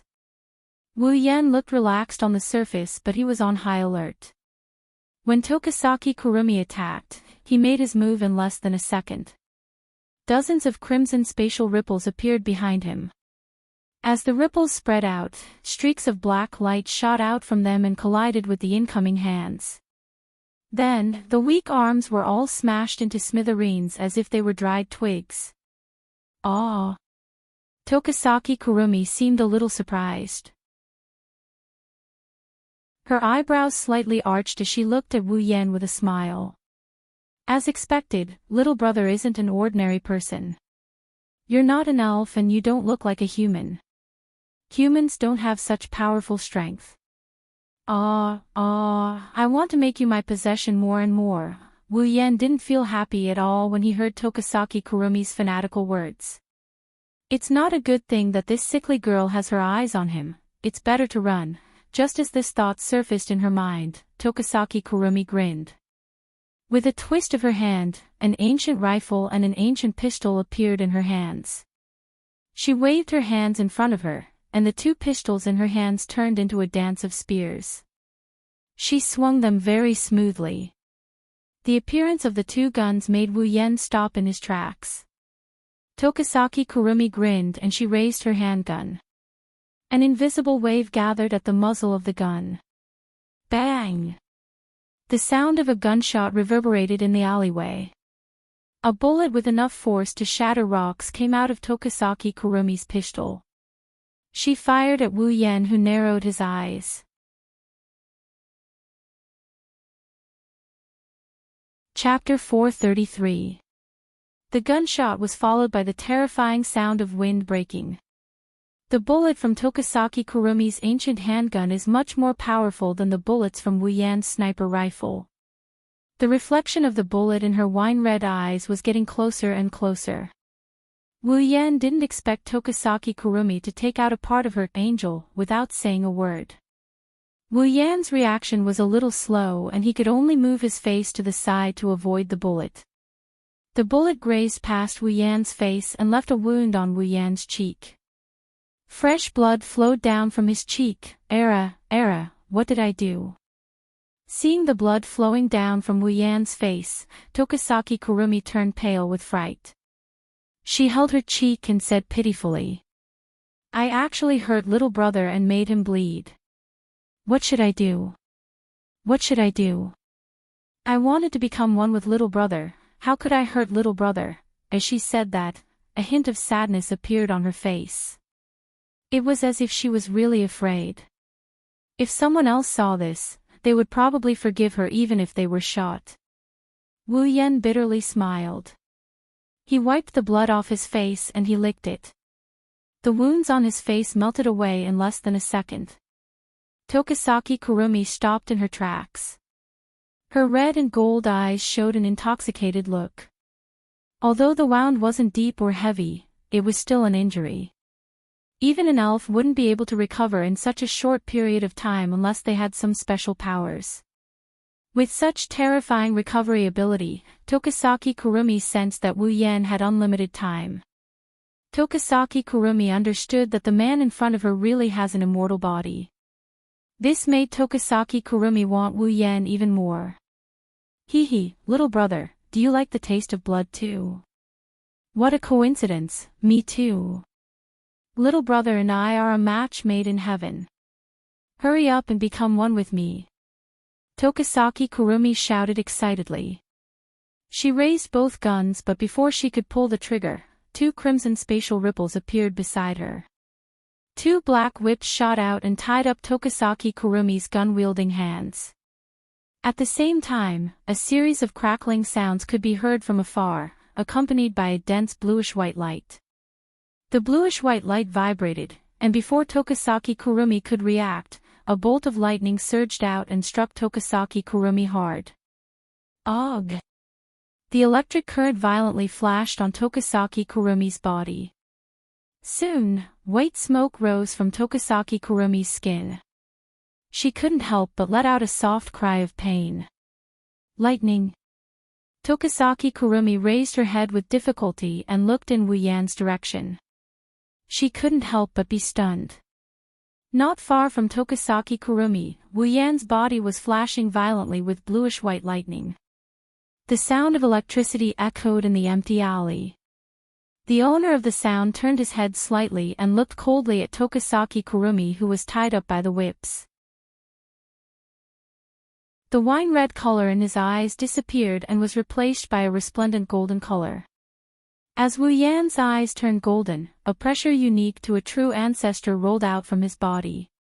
Under this pressure, Tokasaki Kurumi couldn't help but feel her shoulders sink. She seemed to see a thick blood aura around Wu Yan. He. Tokasaki Kurumi's eyes were filled with excitement. She wasn't afraid of the blood aura that would scare an ordinary person. Instead, she was like a fish in water. Her eyes were filled with satisfaction as she looked at Wu Yan with intoxication. Little brother, you're the best. This blood aura that's like a lake of blood and the pressure of a noble existence. It's really great, really great. Tokasaki Kurumi smiled evilly and said to Wu Yan. I can't wait to become one with you. I can't wait any longer, I can't wait any longer. After saying that, Tokasaki Kurumi pulled at her bound right hand. Under Wu Yan's astonishment, her right hand was torn off. This sudden situation left Wu Yan at a loss. At this time, Tokasaki Kurumi used her broken right hand to smash the iron sand whip in her left hand. The iron sand whip shattered into iron sand and she immediately leaped away. Descend! Emperor of Carving, Safkiel. Tokasaki Kurumi raised her hand and shouted. Her voice resounded through the sky. Following her voice, a black-red lightning bolt descended from the sky and struck Tokasaki Kurumi's back. However, the black-red lightning didn't cause any damage. Instead, it distorted Tokasaki Kurumi's back. The black-red lightning turned into a black-red light that drew a circle behind Tokasaki Kurumi. When the light dissipated, a huge clock that was twice as tall as Tokasaki Kurumi appeared behind her. Tokasaki Kurumi's angel! Emperor of Carving, Safkiel. Wu Yan's expression tensed up, he wanted to retreat. He didn't want to fight Tokasaki Kurumi to begin with. Now, Tokasaki Kurumi even used angel. It's clear that she doesn't want to let him go. Wu Yan bitterly laughed inside. What did he do to offend her? Why would she use angel at such a high cost? Even if Tokasaki Kurumi has other people's lives as storage, it's still a waste. She's really willing to sacrifice so much for it. How could she be so generous? Wu Yan didn't know that once he fell into Tokasaki Kurumi's hands, the so-called price would be gone. Naturally, Tokasaki Kurumi didn't care about such a small amount of time. Even if she used it all up, as long as she had Wu Yan, she wouldn't need it. Bullet of 4, Dalit. Tokasaki Kurumi raised her left hand that was holding a pistol. The clock in her left eye suddenly sped up. The number 4 on the huge clock behind Tokasaki Kurumi lit up. A black-red stream of energy floated out and entered Tokasaki Kurumi's pistol. After the black-red stream of energy flowed into the pistol, Tokasaki Kurumi smiled and did something that would make others confused. She raised the pistol but didn't aim it at Wu Yan. Instead, she pointed it at herself and pressed it against her chin. Then, she pulled the trigger without hesitation. Wu Yan wasn't surprised by Tokasaki Kurumi's action. He knew what kind of ability Tokasaki Kurumi's bullet of 4 has. It's the ability to reverse time. The golden pupils turned towards Tokasaki Kurumi's right hand, which was suspended in the air by the iron sand whip. The broken right hand trembled slightly, and the iron sand whip loosened. The right hand didn't fall down, but flew back to Tokasaki Kurumi and reattached itself to her severed arm. Tokasaki Kurumi clenched her right hand and smiled sinisterly at Wu Yan. "Let's start again." Wu Yan's body tensed up. His golden pupils turned and he focused all his attention on Tokasaki Kurumi. Tokasaki Kurumi seemed satisfied with Wu Yan's action and raised her pistol again. Bullet of 4, Dalit. This time, the number 1 on the huge clock behind Tokasaki Kurumi lit up. A black-red stream of energy floated out and entered Tokasaki Kurumi's pistol. Tokasaki Kurumi shot it into her head. Then, Wu Yan's expression changed. That was because Tokasaki Kurumi had already disappeared from her original spot and reappeared beside him. Chapter 434. Every number on Tokasaki Kurumi's angel represents a type of time ability. For example, the bullet of 4 can reverse time by shooting a bullet into one's body. After using the bullet of 4, no matter how much damage Tokasaki Kurumi suffered, he would be able to recover in an instant unless the golden clock on his left eye ran out. Otherwise, if Tokasaki Kurumi succeeds in using the bullet of 4 and shoots it into her body, Tokasaki Kurumi will return to her original state. Unlike the bullet of 4, the bullet of 1 is an ability that can be used on the user. However, it accelerates time, making Tokasaki Kurumi's speed unparalleled. In less than a blink of an eye, Tokasaki Kurumi has already moved to Wu Yan's side. Tokasaki Kurumi looked at Wu Yan's face that is inches away from her. She rested her head on Wu Yan's shoulder and caressed Wu Yan's face. She licked her lips with her little tongue and smiled. Ah, what a captivating taste. Tokasaki Kurumi's lips curled into a sinister smile. Her red and gold eyes stared at Wu Yan's golden eyes. They were red just a moment ago. How did they turn gold all of a sudden? "Hey, little brother, can you tell me?" Tokasaki Kurumi's unique fragrance wafted into Wu Yan's nose as she rested on his shoulder. If it were any other time, Wu Yan's heart would be stirred. However, no matter how carefree he is right now, he wouldn't think that this is the right time to do such a thing. Taking a light breath, Wu Yan didn't turn to look at Tokasaki Kurumi. "Is this okay? You're touching my body without permission." Tokasaki Kurumi was stunned. Before she could react, the sound of lightning clashing echoed. Her face turned cold and she quickly moved away from Wu Yan's body. However, her hand that was caressing Wu Yan's face was inevitably injured. The lightning struck her hand and caused her hand to twitch. The pain was transmitted to her mind. "Era!" Tokasaki Kurumi shook her hand that was charred black from the lightning. She looked at Wu Yan and said, "You're not an elf but you can use such power." "Lightning? If I'm not wrong, the pillar of fire just now should be little brothers. With such power and time, what kind of existence are you? I'm really curious." Time. Wu Yan didn't pay attention to Tokasaki Kurumi's words. Instead, he noticed one of her words. Combining his understanding of Tokasaki Kurumi and her ability as an angel, a thought flashed through his mind. No wonder Tokasaki Kurumi treated him like that. It was because of his unlimited lifespan, which meant unlimited time. Well, it doesn't matter. Little brother, you're going to be mine soon.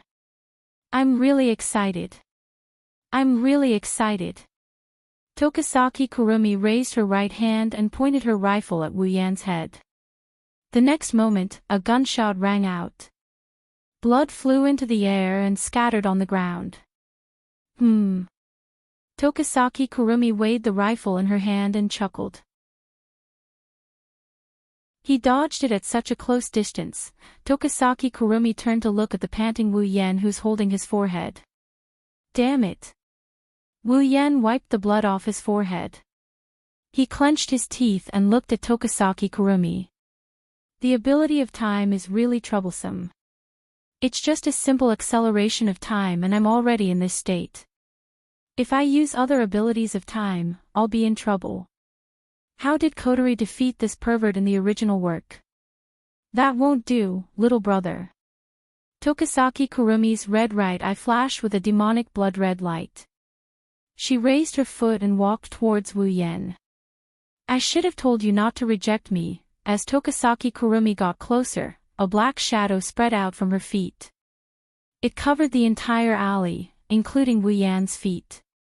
Standing in the shadow, Wu Yen felt something flowing out from his body and into the shadow. This is... Wu Yen was shocked and his face sank. Could this be the City of Time eclipse? It's over, it's over. I finally found some fun and it's going to end just like that. What a pity, what a pity. Tokasaki Kurumi lowered her head in disappointment but she quickly raised it again with a happy smile. But to be able to become one with you, little brother, it's all worth it. Everything is worth it. Wu Yen pursed his lips after hearing Tokasaki Kurumi's morbid words.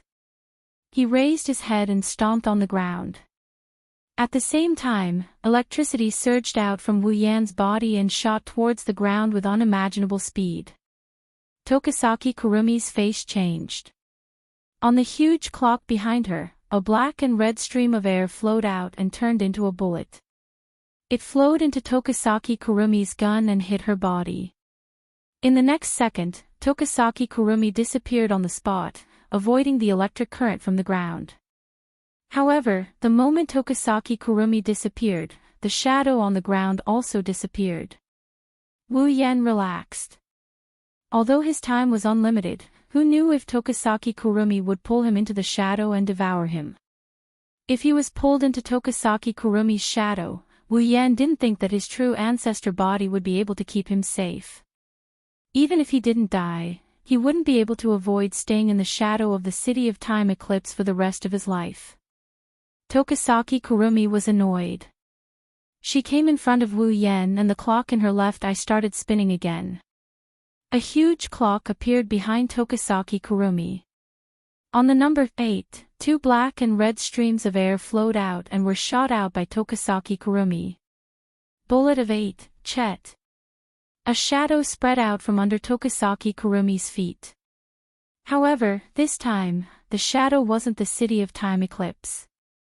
Pale red glowing arms extended from the shadow. Then, as if they were crawling out of a hole, they supported themselves on the ground. Tokasaki Kurumi crawled out from the shadow and looked at Wu Yen with an evil smile. Bullet of 8, Chet, the ability to recreate one's past self in different timelines. Seeing the Tokasaki Kurumi walking towards him, Wu Yen couldn't help but smile bitterly.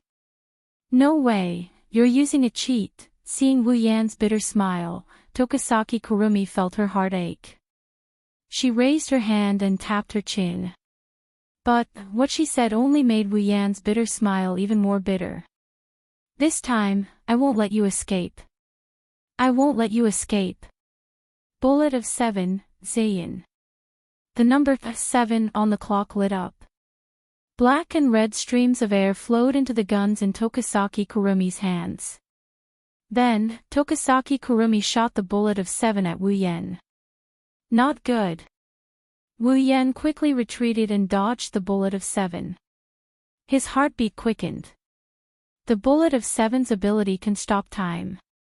If he's hit by the bullet of 7, he won't be able to move and can only be dragged into the City of Time eclipse by Tokasaki Kurumi. Bullet of 7, all F. However, just as Wu Yen dodged, Tokasaki Kurumi's voice rang again. Before Wu Yen could react, Tokasaki Kurumi appeared in front of Wu Yen. She raised her rifle and pointed it at Wu Yan's forehead. Bullet of 7, Zayin. Looking at Tokasaki Kurumi, who had a sickly smile on his face, his golden pupils constricted as he stared at him.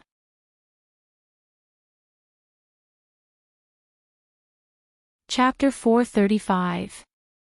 When he felt a cold sensation between his eyebrows, Wu Yen finally saw the rifle in front of him. His golden pupils shrunk, and in the next second, the sound of a gunshot reverberated through the empty alley. Bang! Clang! At this critical moment, a crimson spatial ripple appeared between Wu Yan's eyebrows.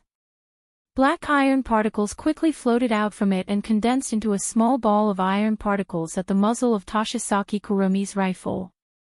It blocked the bullet that was about to hit Wu Yan's forehead, saving Wu Yan from danger. Toshisaki Kurumi's attack was neutralized in such a manner. She couldn't help but pause her movements for a moment, giving Wu Yan a chance to catch his breath. Wu Yan understood that there was still a gap between his strength and Toshisaki Kurumi's. After all, he was only comparable to someone at the beginning of rank 8. Toshisaki Kurumi, on the other hand, was level 75 and had a powerful angel-like Safkiel. If things continued like this, he would only end up as fertilizer. A trace of ruthlessness flashed in Wu Yan's golden pupils. Instead of retreating, he charged forward. Electricity surged from his body. He stretched out his hand and pressed it on Toshisaki Kurumi's forehead. All the electricity in his body was transferred to Toshisaki Kurumi's body in an instant. Toshisaki Kurumi didn't expect that her prey would choose to counterattack instead of running away. When the chaotic electricity hit Toshisaki Kurumi's delicate body, she couldn't help but cry out in pain. After a while, her fair and smooth skin was charred black all over. Wisps of smoke rose from her body as if she was just cooked meat. A faint smell of stew wafted from her body. The reincarnations of Toshisaki Kurumi in the past finally reacted. They raised their guns and fired wildly at Wu Yan. Bullet after bullet entered Wu Yan's body. In a short moment, Wu Yan's body was filled with black holes. Blood flowed out from the holes and stained Wu Yan red. Ha! Wu Yan gritted his teeth. He endured the pain coming from every part of his body. He yelled and he sent Toshisaki Kurumi flying with a kick. The consequence of this was naturally a new round of frenzied shooting. Bang bang bang bang bang, the continuous gunshots were accompanied by blood that floated into the air. The random gunshots echoed in the empty alley. When the gunshot stopped, the bloodied Wu Yan was already half kneeling on the ground. The intense pain constantly invaded Wu Yan's mind, causing the ruthlessness in Wu Yan's eyes to become more and more intense. It even turned into madness. Wu Yan ignored the injuries on his body and raised his fist. Lightning flashed from Wu Yan's body again. The violent electric current rushed to Wu Yan's fist, causing it to shine. Then, Wu Yan punched the ground fiercely. Boom! After a loud bang, the ground collapsed with the fist as the center. The ground in the empty alley collapsed into pieces of broken stone slabs. The surrounding ground turned into a huge pit. The reincarnations of Toshisaki Kurumi in Wu Yan's timeline were all caught off guard and fell into the pit. At this time, Wu Yan flew into the air. Above Wu Yan, a crimson spatial ripple expanded as Wu Yan soared into the sky. Along with it, the hilt of Nyedan Shana emerged. Wu Yan flew to the crimson spatial ripple and grabbed it, pulling it out with force. Burn it all up. A low voice came from the figure in the air. At the same time, the flames of the red lotus fell from the sky like lightning and crashed into the deep pit. Boom! In an instant, the red lotus fire burned fiercely in the deep pit, turning everything on the ground into a sea of fire. In the sea of fire, faint groans could be heard and screams could be heard. Faintly, in the sea of fire, a thin figure could be seen slowly turning into nothingness. Huff, huff. Looking at the sea of fire below, Wu Yan panted violently. His blood dripped into the sea of fire, causing a sizzling sound. But if one looked closely, one would notice that the holes on Wu Yan's body were slowly recovering until there was no trace of injury left. At this time, a somewhat intermittent voice drifted into Wu Yan's ears. Looks like I've underestimated you, little brother. Hearing this voice, Wu Yan closed his eyes for a moment before turning his head to look. At the source of the voice, Tokasaki Kurumi's charred body crawled up from the ground. Her red right eye stared straight at Wu Yen. She didn't seem to have any reaction to the destruction of her past body. Instead, she seemed excited. Under Tokasaki Kurumi's excited gaze, Wu Yen couldn't help but feel his scalp tingle. He cursed in his heart, and his hand that was holding the Enyamano no Shana turned blue. Wu Yen knew Tokasaki Kurumi wouldn't be easy to deal with. But, now that he's facing her, Wu Yen knew that she's not just a tough nut to crack, she's a tough nut to crack. Bullet of 4, Dalit. Tokasaki Kurumi used the bullet of 4 again on his head. The charred body of Tokasaki Kurumi disappeared at a speed visible to the naked eye and returned to its original state. Seeing this, Wu Yen couldn't help but smile bitterly. Who's the one with the immortal body? I'm tired of this game. Tokasaki Kurumi's face showed some impatience. The shadow under her body expanded and pale red glowing arms started waving wildly around her body. Hey, little brother, are you happy to be dragged into the city of time eclipse? Are you happy? Tokasaki Kurumi laughed maniacally. Her sweet voice sounded like it was filled with ice, chilling the hearts of those who heard it. Sighing deeply, Wu Yen could only praise his own luck. He was assassinated when he went out to buy something, killed a rat and then met a sickly girl. He raised the Enyamano no Shana and faced Tokasaki Kurumi. Red lotus flames burned on the blade and lightning flickered on his body. Crimson spatial ripples appeared behind him. At this moment, Wu Yen is going all out. Even if Tokasaki Kurumi is much stronger than him after using the Zafkiel, Wu Yen still wants to let her know that she can't bully others just because she's a cute girl. Era, so scary. Tokasaki Kurumi looked straight at Wu Yan's face. She held her cheeks with her hands and blushed. Little brother, you're so strong yet you're bullying a weak girl like me. Wu Yan's lips couldn't help but twitch. He wanted to teach Tokasaki Kurumi a lesson. If she's a weak woman, then what's a man like me who risked my life to leave a mark on her body? What's the big deal? Let us get along well. Tokasaki Kurumi crossed his arms and raised a long gun and a short gun. The clock in his left eye spun crazily and the Zafkiel behind him slowly lit up. On the edge of the Zafkiel, the phantom-like wheels and gears on the huge clock spun as well. A black and red aura swirled in the air. Wu Yan's heart tightened. His golden eyes were filled with vigilance.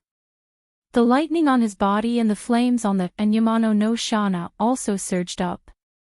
The atmosphere in the alley reached a critical point again.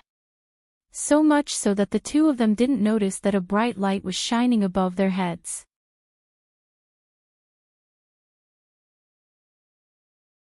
Chapter 436.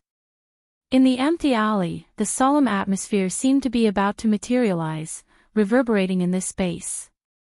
Under this atmosphere, the two people facing each other had different expressions. One face was filled with seriousness and vigilance, while the other was filled with excitement and fanaticism. Just as Wu Yen and Tokasaki Kurumi were about to start their second round of battle, a beam of light suddenly appeared in the sky. It descended towards the empty alley at a speed no slower than either of them. Before the two of them could react, the beam of light had already appeared above the empty alley. When the two of them felt that something was wrong, they quickly raised their heads. Only then did they see the scene above them. They saw an extremely resplendent beam of light descending at lightning speed. In the next moment, the beam of light landed on Wu Yen, who had just raised his head and enveloped him. What's going on? Wu Yen was shocked. He waved his Nyedan Shana, in an attempt to cut off the beam of light that enveloped him. However, the Nyedan Shana seemed to have cut through the air and did nothing. Wu Yen furrowed his brows. When he felt that the beam of light had no effect on him, Wu Yen let out a sigh of relief. On the ground, Tokasaki Kurumi looked at the beam of light that enveloped Wu Yen. He seemed to have thought of something and his expression changed. He subconsciously reached out his hand and shouted, "Wait!" However, just as Tokasaki Kurumi's voice rang out, the beam of light suddenly lit up. The resplendent light illuminated the entire dark alley like it was daytime. The dazzling light caused Tokasaki Kurumi to raise his hands to block in front of him. One of his red and one of his gold eyes involuntarily closed. Within the resplendent light, the beam of light shook and retracted at a speed several times faster than when it came. It returned to where it came from and disappeared in the blink of an eye. However, the same thing happened to Wu Yen, who was enveloped by the beam of light. When Tokasaki Kurumi recovered from the dazzling light and opened his eyes, both the beam of light and Wu Yen had disappeared. All that was left was the ruins and the 5 members of the AST sniper team who were knocked down by the shockwave. Tokasaki Kurumi's expression turned gloomy. It was obvious that someone had taken away Wu Yen. Clutching her forehead, Tokasaki Kurumi chuckled softly. Her laughter grew louder and louder until it reverberated throughout the empty alley. Tokasaki Kurumi's red right eye flashed with a demonic blood-red color as he laughed maniacally. "No matter where you run to, you'll become mine in the end. You can't escape, you can't escape." Behind Tokasaki Kurumi, the clock, Zafkiel, disappeared without a trace as soon as she finished her sentence. Tokasaki Kurumi lightly sighed and pursed his lips into a smile.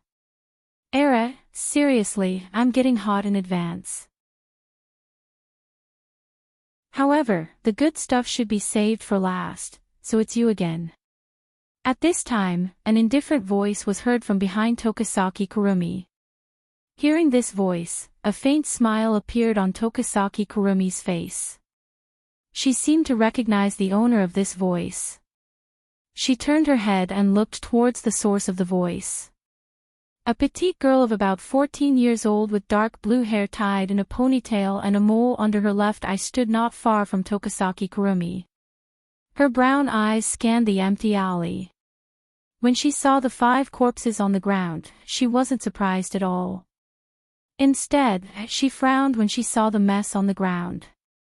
Her emotionless eyes stared at Tokasaki Kurumi. There was an unconcealable numbness in her eyes. The girl said, "Why didn't you use the word beat this time?" "Nightmare," Tokasaki Kurumi chuckled and said to the girl. "If I said I didn't do it this time, would you believe me?" "Ah, is that so?" The girl didn't care at all. It was obvious that she didn't take Tokasaki Kurumi's words to heart. Tokasaki Kurumi didn't care at all and shrugged.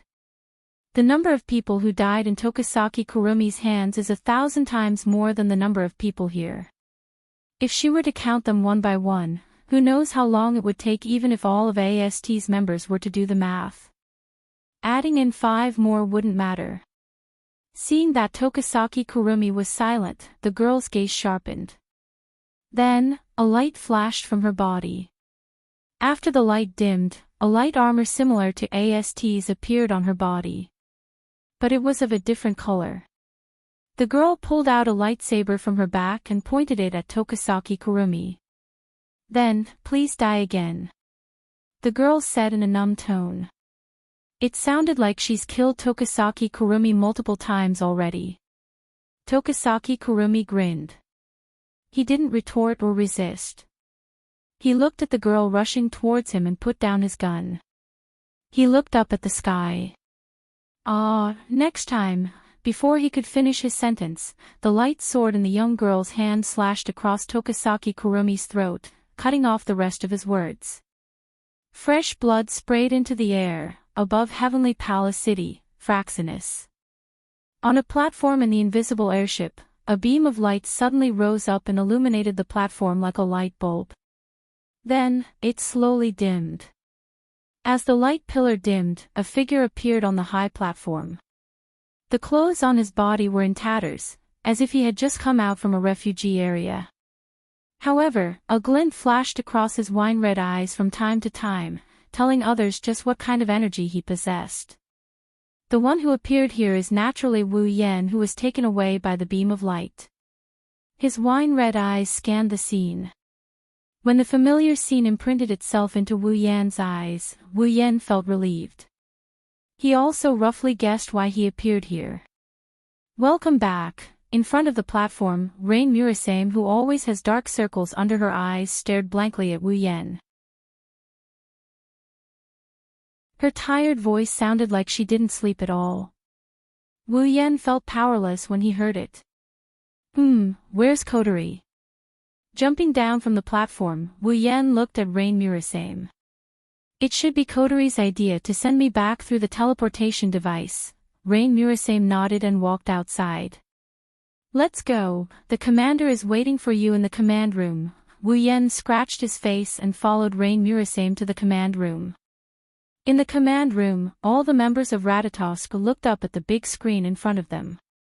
Their eyes were filled with seriousness, fear, hesitation, and uncertainty. They all fell silent, causing the command room to become silent. Kotori, who was sitting on the command platform, was included as well. On the big screen in front of them, the battle between Wu Yan and Tokisaki Kurumi is being broadcasted.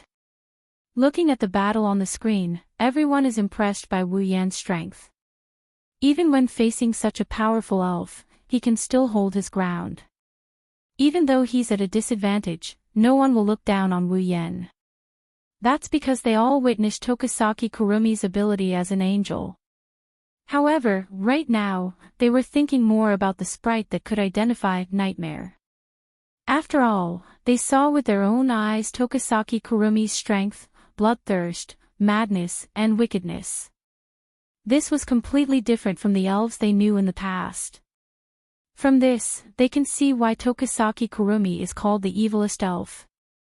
It's because Tokisaki Kurumi's existence is constantly disrupting people's understanding of elves.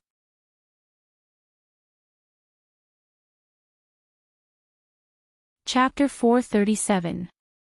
Kurumi's divine spiritual equipment appeared on her body. A gloomy luster filled the sky above her body, and a greedy aura swept out from Kurumi's body. Everyone's expression turned solemn. Kwang San opened his arms and made a gesture of hugging. The golden clock in his left eye slowly started to turn. At this moment, everyone felt that Kwang San was the only one left in this world. Zafkiel Kwang San floated half a foot above the ground and floated in the air. His hand reached towards the sky as if he wanted to grab something. He shouted in a loud and clear voice. His voice reverberated throughout the open space and entered everyone's ears. On the ground, Kotori, Toka, and Yoshino's expression changed. As elves, they knew what Kurumi's action meant. If an elf without an angel had a combat power of 1, then an elf with an angel would have a combat power of 100. Of course, the 100 here didn't mean that the combat power increased by 100 times, it meant that the danger level increased by 100 times. Under everyone's attentive gazes, a black lightning bolt descended from the sky and landed on Kwang San's back. When the black lightning disappeared, a huge clock with an illusory will appeared behind Kwang San's back.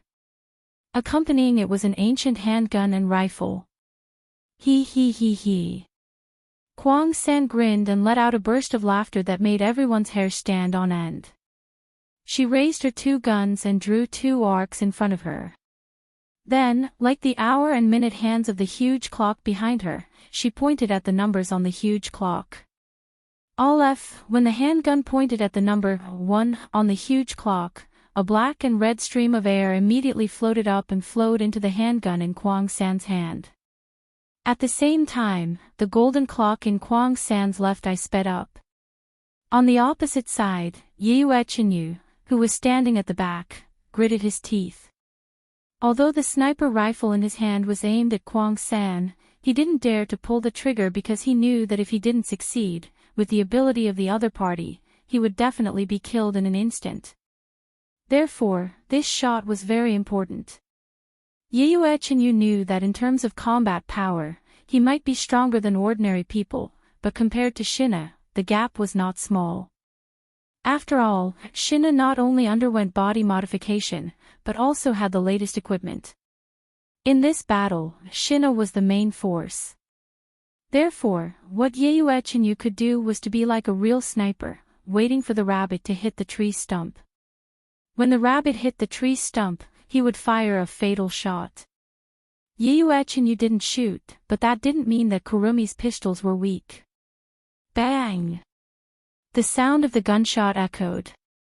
Before anyone could react, Kurumi had already fired the Aleph into his head.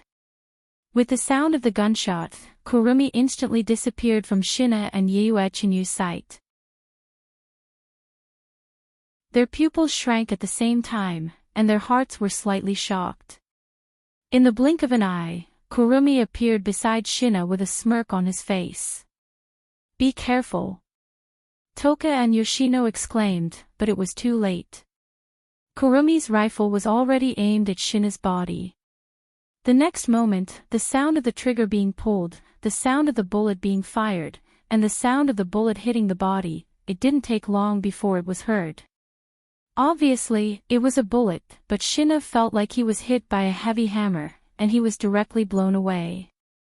However, most of Kurumi's attack was weakened by Shina's advanced equipment.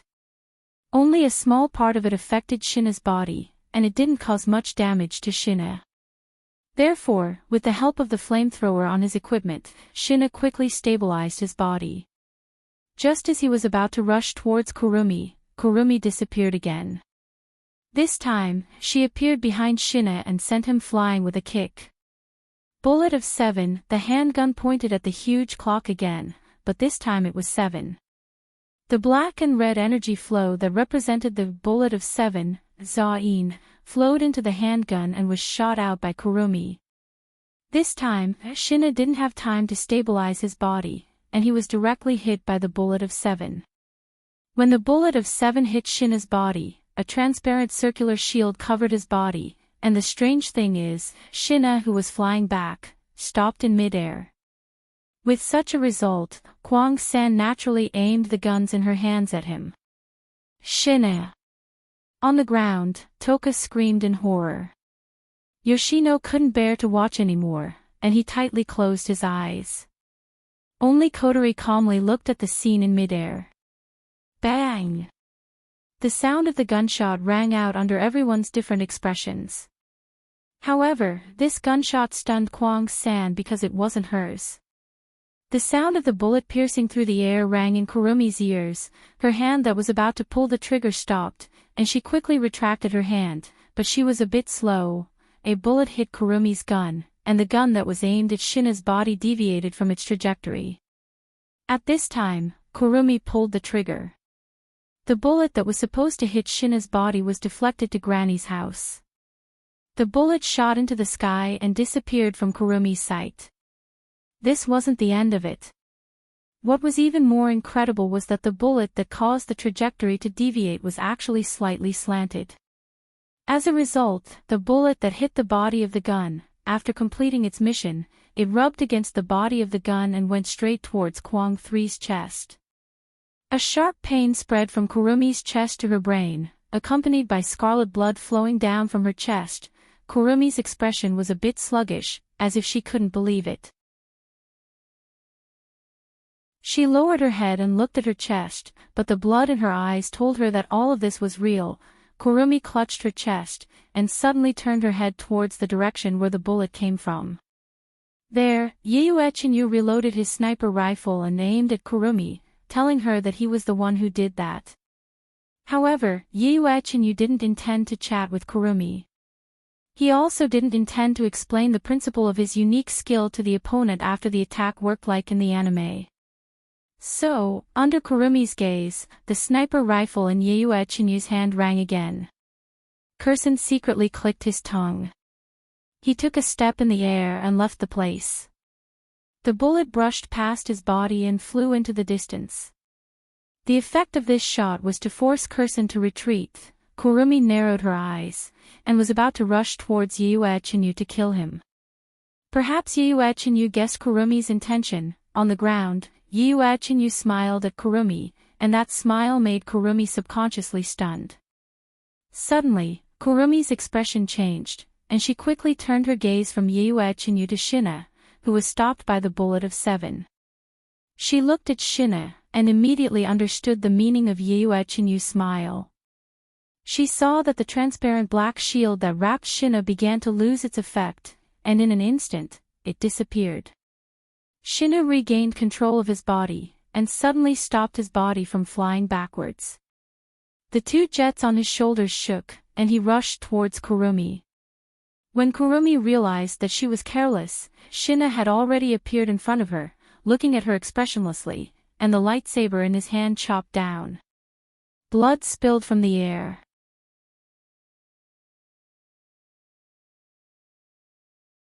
Chapter 438. After Kotori made the decision, someone in the command room responded and went to carry it out. Tozaki Kurumi will be the main target of Ratatosk's surveillance. At the very least, Tozaki Kurumi's sudden appearance shouldn't happen again. After Kotori finished speaking, the command room fell into silence once more. Only the symphony of battle and Kurumi's maniacal laughter could be heard on the big screen. After some time, Wu Yen suddenly recalled the assassination attempt by AST's higher-ups. Wu Yen turned to Kotori. "Oh right, Kotori, before I met Tozaki Kurumi, I was assassinated by AST's people." Kotori's eyes widened. Wu Yan's casual but frightening words almost made her swallow the candy bar in her mouth. She choked and coughed.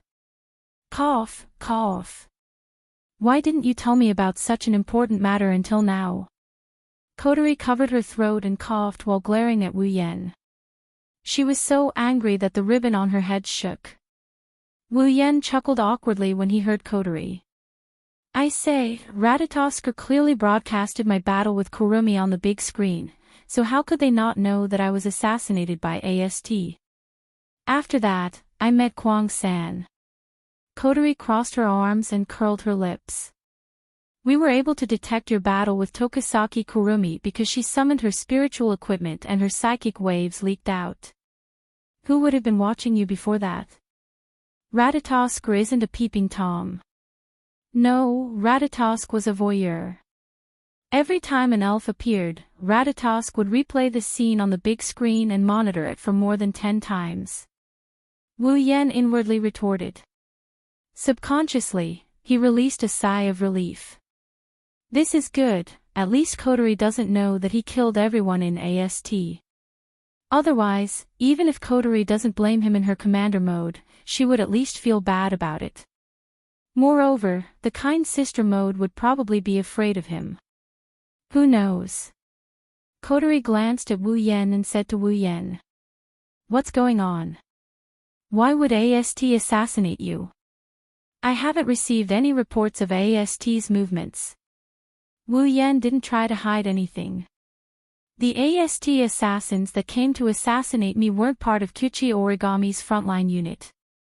They were part of a sniper unit. They seem to be under the direct command of the higher-ups of AST." Direct command of AST's higher-ups. Kotori narrowed her eyes and sneered. "Ah, it's those guys' troops. No wonder I couldn't get any news. The direct subordinates of the AST higher-ups usually don't appear in the eyes of others. They only hide in the dark and secretly do things that others look down on. If it's them, then it's not strange at all." Wu Yen could hear the disdain and disgust in Kotori's words. It seems like Kotori doesn't have a good impression of AST's higher-ups who only know how to talk. Kotori asked Wu Yen. "Then, why did they attack you?" Wu Yen frowned and looked at Kotori in confusion. "Wasn't the reason why you attacked me because I was mistaken for an elf when I arrived with the spacequake earlier? After all, I only explained to you guys that I'm not an elf. But you don't have psychic waves." Kotori froze as if she thought of something. It's not just Kotori, Kamizuki Kyuhei and Murasame Rain also had a strange feeling. This made Wu Yen even more confused. Even if there's no psychic wave, the people from AST saw me descend with their own eyes.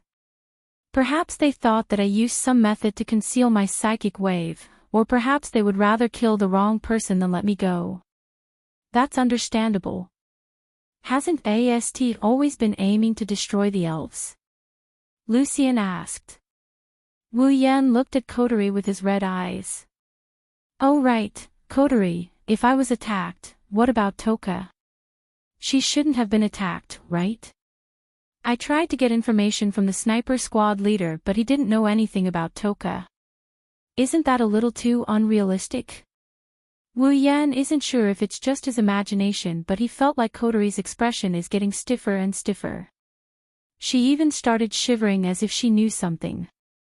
Wu Yan rubbed his chin and stared at Kotori. Kotori, could it be that you know what's going on? Kotori chuckled but there's a hint of guilt in her laughter. Wu Yan narrowed his eyes. Wu Yan's intuition tells him that the reason he's being treated differently than Toka is because of this commander. Kotori's expression turned unnatural under Wu Yan's intense gaze. She finally said, Toka is under Ratatosk's political protection because she's an elf. As long as she doesn't have psychic waves, AST won't pay attention to her. Political protection. That's right. Kotori went all out. It's similar to America's Witness Protection Program. Oh. Wu Yan rubbed his chin and grinned at Kotori. In other words, Toka is under Ratatosk's political protection so she doesn't attract attention but I'm not. That's why I was attacked. Is that what you're trying to say? Kotori gulped, she's speechless. Looks like she's admitting to it. Wu Yan flipped over 1,000 tables in his heart. He couldn't stay calm as he shouted. Why is there a difference in treatment? Don't tell me they don't care about me. Aya, you're so long-winded. Kotori retorted. Ratatosk's political protection is only for elves. You're not an elf, so what? Kotori fidgeted for a bit and whispered. So I forgot. After a while, Wu Yan slapped himself on the head and sighed at the sky. He wanted to cry but no tears came out. I'm being targeted because this cute girl forgot. That's why I'm being targeted. That's why I attracted Toshisaki Kurumi. My bad luck today is all because of this girl. Kotori knew that she was being natural for once so she felt a bit awkward. She didn't want to face Wu Yan so she quickly changed the topic. By the way, Sherdao, Ratatosk has decided to assign you an assistant. You can ask him to do anything for you in the future. In order to change the topic, Kotori didn't ask for Wu Yan's opinion. She yelled out. Come in. The door to the command room opened automatically. A beautiful person with long silver hair wearing the same uniform as Kyuhei Konazuki walked in and bowed to Kotori. Commander. Yasuyuki Chinyu. I'm here to report. Finishing his words, the guy called Yatsuki Chinyu turned to Wu Yan and bowed again. Captain. I'm Yasuyuki Chinyu, I'm looking forward to your guidance. Seeing that his so-called assistant is pretty, Wu Yan's expression lightened up a bit. Thank you for your guidance, beautiful lady, yes. Captain. Yasuyuki Chinyu smiled at Wu Yan. Wu Yan smiled back. But what Yasuyuki Chinyu said next made Wu Yan's smile freeze. By the way, Captain, I'm a man. Wu Yan channeled his innate chi into his head. Wu Yan looked at the smiling, beautiful girl in front of him and he started crying.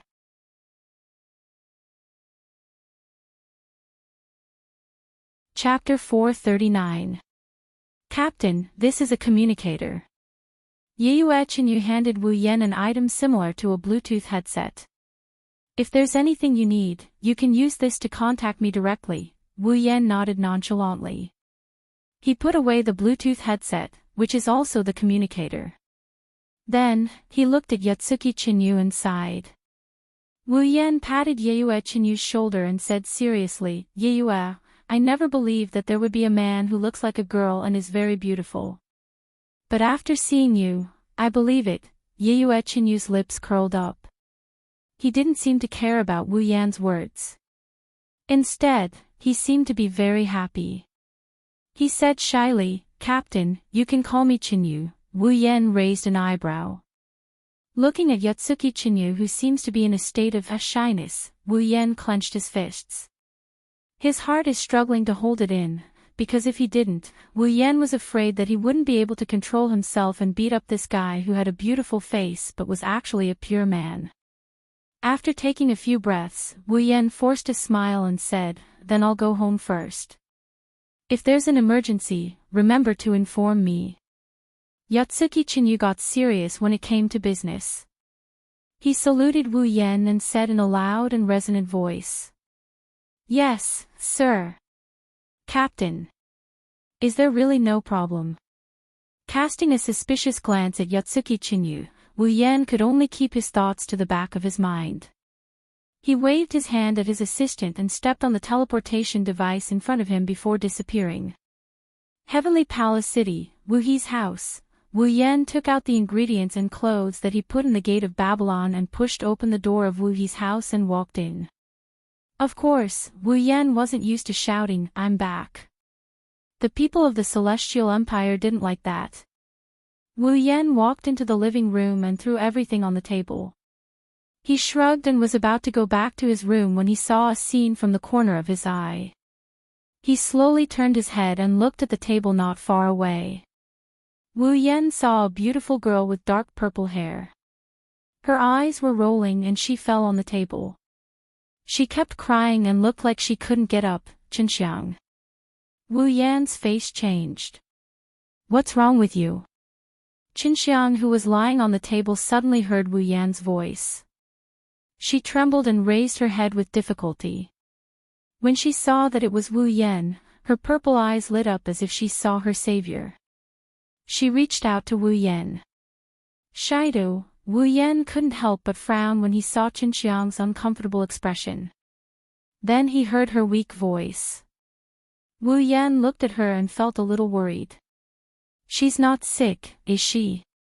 Wu Yan walked up to Qinxiang and held her hand. He quickly said, "Qinxiang, what's wrong? Are you not feeling well?" "Shido, Shido." Qinxiang looked up at Wu Yan. Tears fell from her eyes. Wu Yan was shocked. But in the next moment, Qinxiang's words made Wu Yan's face collapse bit by bit. In the end, it turned into the word embarrassed. I am hungry." Qinxiang seemed to have used up her last bit of strength. She closed her eyes and lowered her head. Once again, she prostrated herself on the table. Looking at the burnt toka, Wu Yan wanted to cry but no tears came out. He found out that today is really his day of suffering. Not only did he run into an assassination attempt, he ran into a sickly girl, he ran into a trap, and now, he almost got screwed over by this glutton of his. "Where's Shirji?" "Qinxiang, don't you know how to ask Shirji to get you something to eat?" Wu Yan helplessly rubbed Qinxiang's head and sighed. His tone was full of helplessness. Qinxiang didn't look up. Her muffled voice came from the table. "Shirji," she said, "she ran out of ingredients so she can't cook." Toka struggled to lift her head. She looked at Wu Yan with teary eyes. She whimpered. "Shido, dinner." "Got it, I will make it for you now." Wu Yan waved his hand and he walked towards the kitchen. Toka finally smiled when she saw this. She looked at Wu Yan with eyes full of hope and anticipation. While Wu Yan was cooking, Shirori caught a whiff of the aroma coming from upstairs. She immediately came to the living room. Kotori followed behind her and she sat down with Shirori and Toka at the dining table. She looked at Wu Yan in the kitchen with glowing eyes. Smelling the aroma wafting through the air, she looked like she's intoxicated. Naturally, the three of them were very satisfied with the meal that followed. While Shirori was cleaning up the table, Kotori tore open a treasure and put it in her mouth. She enjoyed it like a dessert after a meal. She licked the pearl in her mouth and glanced around the living room. When she saw Qinxiang rubbing her belly, Kotori thought of something and turned to Wu Yan. Her red eyes turned and a sly smile appeared on her face. "Big brother, it's time to take a bath." Kotori said casually as if she was talking to her family. Oh, okay. Wu Yan nodded. He stood up from the table and looked at Qinxiang. Shixiang, I've bought your clothes for you. They're on the sofa over there. Go try them on and see if they fit. Okay. Qinxiang nodded. She spread her arms and pounced on the sofa. Wu Yan chuckled and shook his head. She then walked to the bathroom. When Wu Yan disappeared from the living room, Kotori's nonchalant expression changed. She sneaked a glance at Qinxiang, who was happily fiddling with the clothes. She covered her mouth and giggled. Humph, damn brother. This time, Kotori will definitely get her revenge. Kotori was still holding a grudge over what happened last time. Kotori quickly swallowed the pearl in her mouth. When she felt it was almost time, she turned to Toka. Qinxiang, big brother should be done. You can go take a bath now. Okay. Qinxiang didn't suspect anything. He didn't expect Wu Yan to take a bath in less than 5 minutes. He picked up a set of clothes and ran to the bathroom. Kotori giggled when she saw Qinxiang go in. She stood up and ran to the bathroom as well. Of course, she wasn't going to join them. She was just there to watch the show. Kotori schemed against Wu Yan again. She wanted to take revenge for what happened last time. It was the same as the last time she schemed against Wu Yan. She wanted to train Wu Yan. Originally, Kotori thought Wu Yan didn't need to go through so much trouble with the skill he displayed when he took down Toka. Also, last time, Wu Yan saw her naked in the bathroom and he didn't even bat an eyelid. He might be a bit shameless, but in terms of objective, Wu Yan met Kotori's requirements. This time, Kotori found out about Tokasaki Kurumi. Even Wu Yan can't do anything about this elf. Kotori herself couldn't come up with any ideas either. She could only try to stimulate this elf. Who knows, maybe she'll come up with a solution in the blink of an eye. It was because of this that Itsuka Shido was able to live a happy and painful life in the original work. Kotori hid behind the stairs and watched Toka walk into the bathroom. Kotori let out a sigh of relief. She peeked her head out and looked at the bathroom, waiting for some noise. For example, Toka's scream, Toka's scream, Toka's scream, Toka's scream.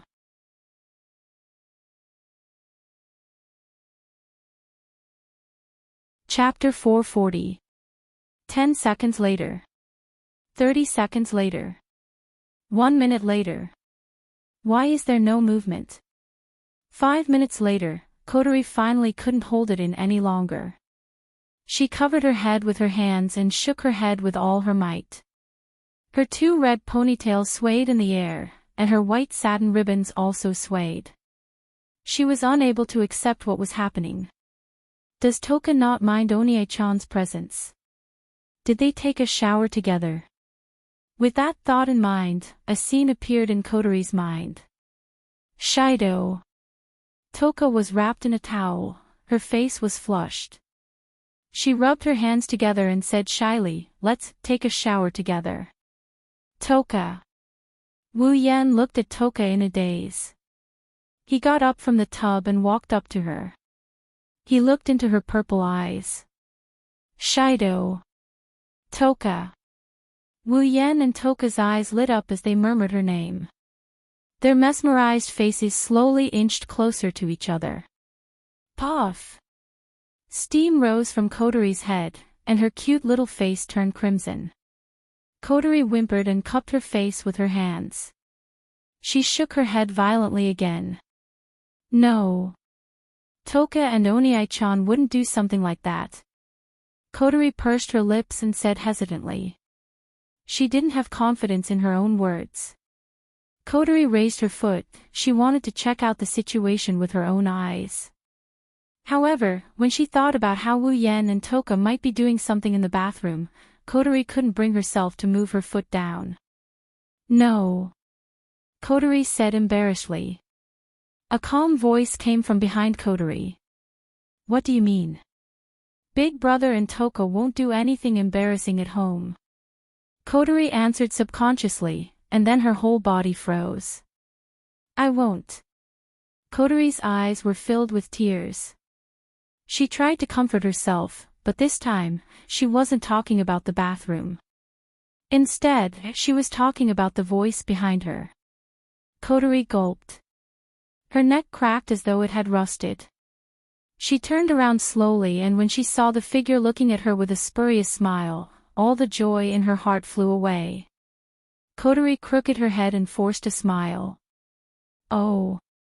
Onie-chan, oh ho ho, good morning. Wu Yen raised an eyebrow. He turned his head to the side and looked at the night sky outside the window. The moon can be seen clearly in the night sky. Then, he nodded with a brilliant smile on his face. Ah, good morning to you too. Kotori shuddered when she saw Wu Yan's brilliant smile. She looked like she's about to cry, but no tears came out. Why? Why am I here and not in the bathroom? Wu Yan narrowed his eyes and he pressed down on Kotori's head. He chuckled. Haven't you heard that the same move is useless against a Saint Seiya? No, I mean, against me, your brother. Plus. Wu Yan rubbed his chin and he chuckled as he reminisced. What's more, you failed the first time you used the same move. Kotori shuddered when she saw the smile on Wu Yan's face. She didn't forget the price she had to pay when she fell at the hands of her older brother. Kotori whimpered and said meekly, "Be big brother, I know I was wrong." Wu Yan's face turned cold when he heard that. You know you were wrong. I remember that you said the same thing the last time. Do you think I'll believe you? Gulp. Kotori gulped and forced a smile. Brother, you'll forgive Kotori, right? Kotori is your cute little sister. Yeah, my cute little sister. Wu Yan caressed Kotori's red hair, his lips curled into a grin that sent chills down Kotori's spine. So, my cute little sister, how do you want me to punish you in order to forgive you? Punish. Punishment, punishment, punishment, punishment. Kotori's face paled. Was this so-called punishment referring to the one from last time? Kiss. A blush crept up Kotori's neck and covered her entire face. Kotori's face turned red when she saw the smile on Wu Yan's face. She screamed and she turned around to run. However, with her power sealed, Kotori is just a normal human. Wu Yan, who is on the verge of reaching Tier 8, is no different from trash in terms of speed. Kotori only managed to run 2 steps before a hand grabbed her collar and pulled her back. When Kotori realized she was back to her original position, a smirk on his face enlarged in her eyes. In the next instant, the mischievous smile on his face and the panicked face on his face directly overlapped with each other at almost 0 distance. Ugh! Kotori's red eyes widened. She couldn't believe her eyes. Her first kiss was taken away by her cheap older brother just like that. His arms encircled Kotori's waist and he squeezed her soft and petite body into his embrace. Wu Yan straightened his head and he bent Kotori's body a bit. Then, he used his tongue to force open her teeth and he stuck his tongue into her mouth. Kotori's mouth rapidly widened. When Kotori recovered from her daze, her small tongue had already been entangled by a large tongue. Moreover, the large tongue even coiled around her small tongue domineeringly and began to stir irregularly. Ugh, ugh. Kotori whimpered. Her small hands couldn't help but touch Wu Yan's chest. She wanted to push but she couldn't muster up any strength. She wanted to hit him but she couldn't raise her fist. In the end, Kotori could only watch as the man enjoyed her lips. Her consciousness started to blur. At the top of the stairs, 2 figures were tightly in contact with each other. Their heads were constantly moving left and right. From their overlapping lips, tsk tsk sounds could be heard endlessly, adding a bit of warmth to this cold staircase. Their tongues intertwined and the pleasure was transmitted into their minds. The man was intoxicated and the woman was absent-minded. The man was even more intoxicated and the woman was becoming more and more absent-minded. This scene was repeated repeatedly. After a long time, the two lips finally parted. Their expressions once again entered the eyes of the two people. However, one of them was normal and seemed to have mastered the Tao. As for the other, her face was flushed red. Her eyes were blurred and she was panting heavily. She was unable to control herself. Kotori clutched Wu Yan's clothes tightly as she slumped into Wu Yan's embrace. The white ribbons on her head swayed as if she's shy. Kotori gasped for air as she looked at Wu Yan with her misty eyes. She mumbled something while gasping for air. Onie-chan. Wu Yan held his breath when he heard Koto's mumbling. He stared at her flushed face, her watery eyes, and her panting face. He couldn't hold himself back anymore. He reached his mouth out again and took control of the lips he tasted once before. Ugh. Her teeth were attacked and her tongue was captured. Kotori passively accepted everything that was happening to her. She slowly closed her eyes. The flirtatious atmosphere was still lingering.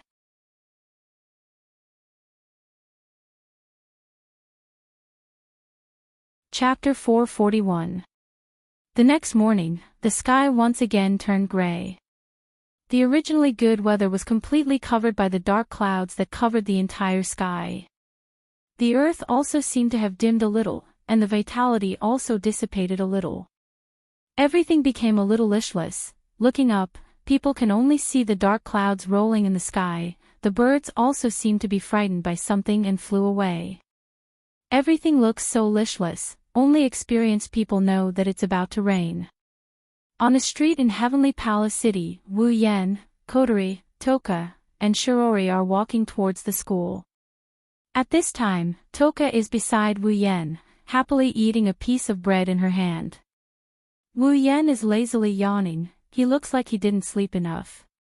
Kotori walked in front of everyone. She didn't even look back. Her usual cheerful expression is gone, replaced by a blush from time to time. Ever since they left the house, the four of them have been walking in the same manner. Shirori has been staring at Kotori ever since she left the house. Her eyes flashed with a thoughtful light. When they were about to go their separate ways, Shirori turned her head and whispered into Wu Yan's ear, "Shido, don't you think Kotori is a bit strange today?" "Is that so?" Wu Yan blinked his eyes that are already tearing up from yawning as he replied nonchalantly. Shirori didn't mind. She knew that Shido was always like this. They would never have the energy to wake up in the morning, so she continued, "Normally, Kotori is always smiling when she goes out, and it's inevitable that she would jump up and down when she walks. She's always so cheerful, but look at her today. Not only is she smiling, she doesn't even say anything. She just keeps walking forward. She's not like the usual Kotori at all." Shirori continued, "Also, Kotori was acting strangely in the morning. Usually, Kotori's laughter is heard at home." Wu Yan looked at Kotori who is walking in front of him. His wine-red eyes scanned every inch of Kotori's body. When he noticed that Kotori's face is slightly red, he couldn't help but chuckle. Kotori's abnormal behavior is most likely due to the kissing scene last night. Last night, Kotori woke up from the kissing scene and screamed with a red face. She ran into her room and didn't come out. She only came out in the morning after Shirori called her. She didn't even dare to look at him. Wu Yan found it funny. Kotori in her younger sister mode is so innocent and fun to play with. Of course, Wu Yan has to thank Shirori for this. If it wasn't for her presence at home, Kotori wouldn't dare to use the black ribbon and turn into commander mode. Otherwise, he would have lost a few pieces of flesh last night. Silently thanking Shirori, Wu Yan laughed. "Well, girls, there's always a day or two when they're not normal." Shirori almost fell to the ground. She gritted her teeth and looked at Wu Yan, obviously blaming him for being indecent. Wu Yan scratched his head and laughed apologetically. Shiori snorted. She looked at Kotori and said thoughtfully, Kotori couldn't have been taken advantage of by a boy in school, right? Wu Yan was shocked. He quickly turned his head and pretended not to know anything. However, his admiration for Shiori has increased by several levels. Although it wasn't at school, Kotori was indeed taken advantage of by a boy. It said that a girl's sixth sense is very accurate. He didn't expect a feminine main character to have such a special ability as well. It's really admirable. In Class 4, Grade 2 of Duli Lichon High School, a morning class passed quietly in such a gray weather. At this time, it was already raining outside the window. Shido. Toka had a lunchbox in her hand. She moved her table to Wu Yan's side and joined them together. Let's have lunch together. Wu Yan nodded with a smile and turned to Shiori. Shiori, come here and eat with us. Oh, okay. Shiori paused for a moment before replying. She moved her desk over as well, intending to merge it with Wu Yan's desk. However, before she could merge her desk, another desk suddenly swept out from behind and inserted itself in front of Shiori. Before Shiori's desk could merge with Wu Yan's desk, it stopped right beside Wu Yan's desk. Wu Yan, Toka, and Shiori were stunned. They reflexively looked behind the table. In the next second, Toka's expressionless face entered their line of sight. Yorushi-san. Shiori looked at Yorushi-san in surprise. She didn't know what to do. Toka was also shocked. She frowned and said, "What are you doing?" "I want to join you." Tabichi Origami used a flat tone, but it's not hard to hear the tone of her voice. Her blue eyes stared at Wu Yan, causing goosebumps to rise all over Wu Yan's body. Fragrance could not help but pout in dissatisfaction. She did not have a good impression of Yuichi Origami, who would chase after her every time she descended. She said rudely, "Don't get in my way." Kite Origami immediately said, "That's what I want to say." Toka and Toka's eyes shot out electricity. Wu Yan, who was sandwiched in the middle, was trembling. Shiori quickly said, "Everyone. Let's eat together, okay?" Tabichi Origami was the first to answer. Tabichi Origami was the first to sit down. Tabichi Origami had nothing to say and sat down with Shiori. As a result, a very strange scene appeared. Shiori sat up straight like a high school student. She picked up her lunchbox nervously. Toka stared at Tabichi Origami with unconcealed hostility. Tabichi Origami stared at Wu Yan with an emotionless expression. Wu Yan started sweating profusely. With trembling hands, he opened his lunchbox, but no matter how hard he tried, he couldn't move his chopsticks. Tabichi Origami's calm gaze is too oppressive. Wu Yan is under a mountain of pressure. What's worse is that Tabichi Origami's eyes are filled with undisguised hostility. However, the hostility in Tobarama's eyes was different from that of looking at an enemy. The hostility in Tobarama's eyes was more like looking at a love rival. He nervously picked up a piece of meat and put it into his mouth. Wu Yan couldn't stand Toichi Origami's gaze, so he put the lunchbox to his mouth and buried his head in it. He started eating without caring about anything else. Toka was finally satisfied. She turned around and opened her lunchbox. She looked at Shiori, who was busy eating. She picked up a piece of food and brought it to Shiori's mouth as she spoke calmly. "Please eat." The air suddenly froze. Shiori stared blankly at the expressionless Tokichi Origami in front of her. She then stared blankly at the chopsticks in front of her. She couldn't help but swallow her saliva. She forced a smile and said, Tokichi, just call me Origami." "Huh?" Shiori looked at Toka awkwardly and said, Origami, I have my own lunchbox, please eat." As if she didn't hear Shiori's words, Tabichi Origami continued in a declarative tone. She stared at Shiori with an oppressive gaze. This time, Shiori finally got a taste of what Wu Yan felt just now. Shirori hesitated for a while and then ate the dish that Tobi Origami fed her. She chewed it with a strange expression. Tobi Origami then sent another dish to her mouth.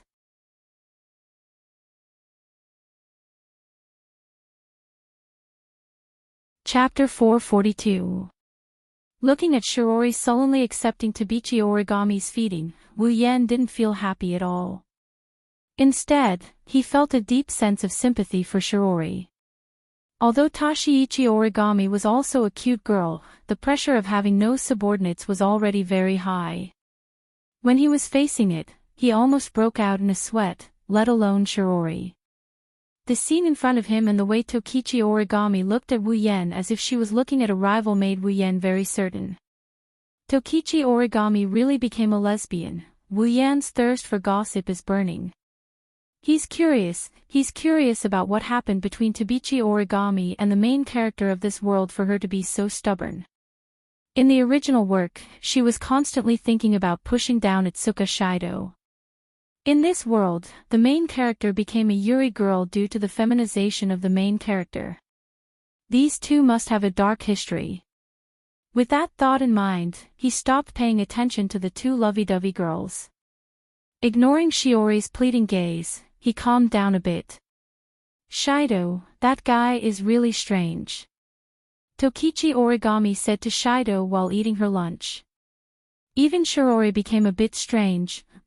Let's not worry about it, Shirori isn't in any danger anyway. Wu Yan said. Inside, he's grumbling. For Shirori, this is probably the biggest crisis she's going to face. Her sexual orientation was changed. At this moment, the warning signs of a spacequake have been detected in this area. Please go to a nearby shelter as soon as possible. This is not a training, this is a real warning. Please go to a nearby shelter as soon as possible. Please go to a nearby shelter as soon as possible. I repeat, the warning signs of a spacequake have been detected in this area. The shrill warning sound from outside the window made everyone in the classroom, except for Tokichi Origami, stop what they were doing and look outside the window. That included Wu Yan and Tokichi Origami. Spacequake warning. Shirori was shocked and stood up from her seat. Keeping the chopsticks in her hand, Tabichi Origami walked out of the classroom without saying a word. She didn't even say a word to the others and disappeared from the classroom door. This made Shirori unhappy. What? Student Yueni, no matter when, why is her behavior always so strange? Last time, she didn't pay attention to anyone, and this time, it's the same. To think that I thought that she really wanted to be with us. No, not with us, it's with you. Ah, that's right. Wu Yan stood up from his seat and looked at Tokichi, who was still calmly eating. He helplessly pulled her up. Shirori, take Tokichi Origami to a shelter. Shelter. Tokichi Origami's head tilted in confusion, she didn't seem to understand why. Shirori heard Wu Yan's words. Shido, what about you? I have something important to do. Wu Yan patted Shiori's shoulder and said to Tokichi Origami, be a good girl and don't run around. You have to go with Shirori, okay? Hey. Tokichi Origami said unwillingly. I want to go with you, Shido. Wu Yan bitterly smiled. It's not that he didn't want to take Tokichi Origami with him. After all, Tokichi Origami was not the original Tokichi Origami who was unstable after her power was sealed. In this world, Tokichi Origami was wearing the sealing ring. As long as Wu Yan wanted to, Tokichi Origami could release 100% of her power at any time. If he didn't want to, he could also seal her power back in an instant. Compared to the unreliable original where he had to worry about losing control of his power, Tokichi Origami's seal was different. In this world, bringing Tokichi Origami with him is equivalent to bringing a powerful ally. However, in the original work, Tokichi Origami had seen the protagonist interact with the descending elf and developed a great deal of jealousy. Although the main reason was because the protagonist accidentally kissed the elf and Tokichi Origami saw it, Wu Yan didn't want such a scene to happen to him. In order to prevent any accidents, it's better not to bring Tokichi Origami with him this time. Tokichi Origami, have you forgotten? Wu Yan smiled at Tokichi Origami and said confidently, I am very strong. Fragrance was startled. Only then did she remember that the man in front of her had blocked her attack the first time she met him. Even if that attack was done casually by her, an ordinary human would definitely not be able to block it. At that moment, Incense could only mutter. I understand. Wu Yan nodded and looked at Shirori. Shirori, I'll leave Tokichi Origami in your care. Be careful. Shirori said. She didn't object to Wu Yan's actions anymore. Even so, it's still a little irrational for someone who doesn't know anything. She's also a little worried. Under the gaze of the two girls, Wu Yan ran out of the classroom and headed outside. No one noticed that after Wu Yan turned a corner, his body flashed with an illusory light. After the light flashed, Wu Yan's figure disappeared from the spot, above Heavenly Palace City, inside Fraxinus. The automatic door to the command room opened and Wu Yan ran in, attracting everyone's attention. After all, Wu Yan is the most important part of Ratatosker's strategy against the elves. On the command platform, Kotori, who is wearing a black ribbon, saw Wu Yan's arrival in her commander mode. However, unlike the others, Kotori's face is cold. She looked at Wu Yan with a dangerous glint in her red eyes. It's like she's looking at a bitter enemy. She can't wait to bite off a piece of flesh from this person. It was natural for her to react this way. Commander Mode Kotori wasn't as soft as Little Sister Mode Kotori. She hated Kirin for kissing her so much that her teeth were itching. Last time, he had seen her naked in the bathroom. This time, he had stolen her first kiss. What about the next time? Next time, wouldn't he push her onto the bed? Kotori had the urge to cut this hateful bastard into pieces for the sake of her chastity. However, the most helpless thing was that she was too easy to bully when she was in Little Sister mode. She was seen naked by this guy and even kissed by force. She actually developed a little bit of feelings for him. Could it be that this guy was really the god of strategy who specialized in attacking elves? Even a human with elven power like me can't avoid being conquered? Kotori sighed and inadvertently glanced at the sealing bracelet on her body. Perhaps everything was already decided the moment she put on the sealing bracelet. Who knows, maybe everything was already decided the moment she put it on. Wu Yan didn't know about Kotori's complicated thoughts. He ran into the command room and looked at the screen. He looked at the descending elf. Captain. You're here. Yuki Chinyu stood beside Wu Yan. As Wu Yan's assistant, he has to cooperate with Wu Yan. Wu Yan narrowed his eyes as he stared at the small green figure on the screen. This is the elf this time. Yes, Captain. Yuki Chinyu said. His name is Hermit. In terms of danger level, he's much weaker than Toka and Tokasaki Kurumi. Then, Yatsuki Chinyu retreated to Wu Yan's side and he asked. Captain, are you confident we can take down this elf? Well. Wu Yan chuckled. Just wait and see, yes, Captain. Yuki Chinyu said respectfully. Do you need me to do anything?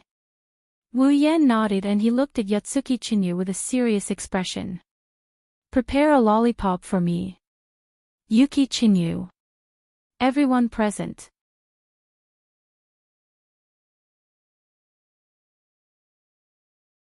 Chapter 443. On the big screen in the command room, a small figure with a height of about 144 centimeters wearing a green bunny ears and a hooded cloak was standing in the middle of a large crater. She was holding a doll in her hand. Her entire body was shrouded in green light. Under the sci-fi rendering on the big screen, she looked like a character from a painting. That's the elf who descended this time. Her identification name is Hermit. She's a little lowly. While the atmosphere in the command room was tense with Wu Yan, a red alarm flashed on the big screen. It startled the Ratatosk members on the left and right of the screen. Commander. AST has arrived. As soon as the voice fell, the people in the command room saw a large number of light spots flying from afar towards Hermit, who was standing in the middle of the crater. When their armor-like attire was imprinted in everyone's eyes, they raised their weapons at the same time. In the next moment, countless cannon fire blasted towards the small figure in the middle of the crater. Under the watchful eyes of every member of Ratatosk, the little green figure flew out from the deep crater that was shrouded in smoke and artillery fire. It dashed out of the encirclement of AST, but what greeted it was an even fiercer barrage of artillery fire. For a moment, the entire sky was filled with the sound of cannon fire. The Hermit was flying rapidly under the cover of the cannon fire. The sound of the Hermit flying through the air to avoid the attacks also soared into the sky. Under the gray clouds, the light of the fire kept flashing. Looking at the small figure who was constantly struggling under the cannon fire without any resistance, Wu Yan's heart was filled with anger. An inexplicable murderous glint flashed across his wine-red eyes. The temperature of the scene suddenly dropped to freezing point. Everyone in the command room felt a chill run down their spines. At this moment, Wu Yan's favorable impression of AST dropped by dozens of points. Since the other party was an elf and they were only following orders, it was their duty. However, if they could indiscriminately attack a little girl like this, at least Wu Yan could not use such a rational reason to convince himself to understand AST. Sherdao. Feeling the pressure coming from Wu Yan, Kotori hurriedly called out to him, telling him to calm down. Otherwise, the ordinary people in the command room would have to lie on the ground. Captain. Yatsuki Chinyu patted Wu Yan's shoulder. Wu Yan's aura is only a tiny bit, but Yatsuki Chinyu is just a normal person. It's no wonder Kotori assigned Yatsuki Chinyu as her assistant if he can remain calm under such a small amount of aura. He was the combat officer, and as the assistant of the combat officer, how could Yue Chinyu not have any combat ability? Wu Yan came back to his senses and noticed the heavy expressions on the faces of the people in the command room. He took a deep breath and slowly calmed down the anger in his heart. Kotori. Wu Yan turned to Kotori, and for the first time in the command room, his face was serious. Give the order for the next operation. That child, I must bring her back. Kotori smiled. Even if it was just a small smile, it was enough to let others feel how happy Kotori was at this time. As expected of my brother. Kotori suddenly stood up, and the aura of a superior spread from her petite body throughout the command room. There was no doubt that at this moment, Kotori's body was full of endless majesty. Everyone. Prepare for the first level of the strategy. Yes. Everyone present was infected by the pressure and majesty displayed by this pair of siblings. Their blood was boiling, and there was a fire burning in their hearts. Everyone's face was flush red, and they were eager to give it a try. The atmosphere in the command room was also raised to the highest point. Kotori turned to look at Yue Chinyu below the platform. Sherdao, you are in charge of full support. Yes. Commander. Yue Chinyu ran out of the command room, and before that, when Kotori gave the first order, Wu Yan already ran out of the command room. Kotori looked at the excited people in the room, and she smiled with satisfaction, looked up at the big screen, Hermit, and AST, and her eyes were burning with fire. Let's start the war between us. Heavenly Palace City, under a commercial building, two figures surfaced from a corner. They raised their heads and looked at the commercial building in front of them. After which, they scanned their surroundings. Although the surroundings were very quiet and there was not even a single person in sight, the two of them knew that if they were not careful, this quiet place would be bombarded with countless cannon fire. Is that Loli in here? Without turning his head, Wu Yan rubbed his chin and asked Yatsuki Chinyu who was behind him. Ha! Yeyue Chenyu laughed, no longer paying attention to the word little lowly in Wu Yan's mouth. His face became serious. Fraxinus has sent word that Hermit has indeed entered the house. The AST around the house has also entered standby mode. They seem to think that it's not worth destroying the house just to deal with Hermit. After all, the reconstruction work is not only troublesome, but also expensive. Unexpected reality. Wu Yan commented, then reached out his hand. Did you bring what I asked for? Yes. Yes. Yeyue Chenyu said a bit unnaturally, took out a lollipop from his pocket and gently put it in Wu Yan's hand. There's a trace of helplessness on his face. Wu Yan weighed the lollipop in his hand, his wine-red eyes looked at Yeyue Chenyu with deep meaning. You're quite good at taking out lollipop, you must have done this a lot, right? Yeyue Chenyu almost hit his head on the wall. Captain. Can you not make this kind of joke? Wu Yan clicked his tongue. I'm praising you, as a necessary skill for the 21st century's youth, to be able to practice it to such a level. Yeyue, you have a bright future. Yeyue Chenyu could only make an ugly smile. He said helplessly, Captain, are you sure you want to use this lollipop to deal with an elf? Yeyue, this is where you don't get it. Wu Yan patted Yeyue Chenyu's shoulder and he continued in a serious tone. Any creature that is related to Loli, even if it's a fairy, Lolita's destructive power is limitless. Is that so? Yeyue Chenyu's face was full of doubt, but since his captain said so, Yeyue Chenyu had nothing to say. Then I wish you success, Captain. Well, just wait and see.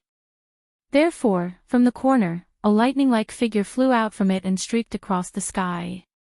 With a slight whooshed sound, the figure flashed into the commercial building in front of him, leaving behind a young girl who was struggling with the lethality of the lollipop. She was hesitant there. In the commercial building, Wu Yan pressed the wireless headset in his ear. He flew upstairs. He said, Coterie, where's Hermit? Coterie's voice came in not long after. It's just one more level up. One floor up. Wu Yan looked ahead. There's a big door at the corner. Is it there? Ah, it's in there. Yeyue Chenyu's voice came from a small communication device in Wu Yan's pocket. Captain. AST's troops haven't shown any signs of movement, but there's no way to guarantee that they won't. Wu Yan nodded. He stood in front of the door and pushed it in without hesitation. Suddenly, a dark hall appeared in front of Wu Yan.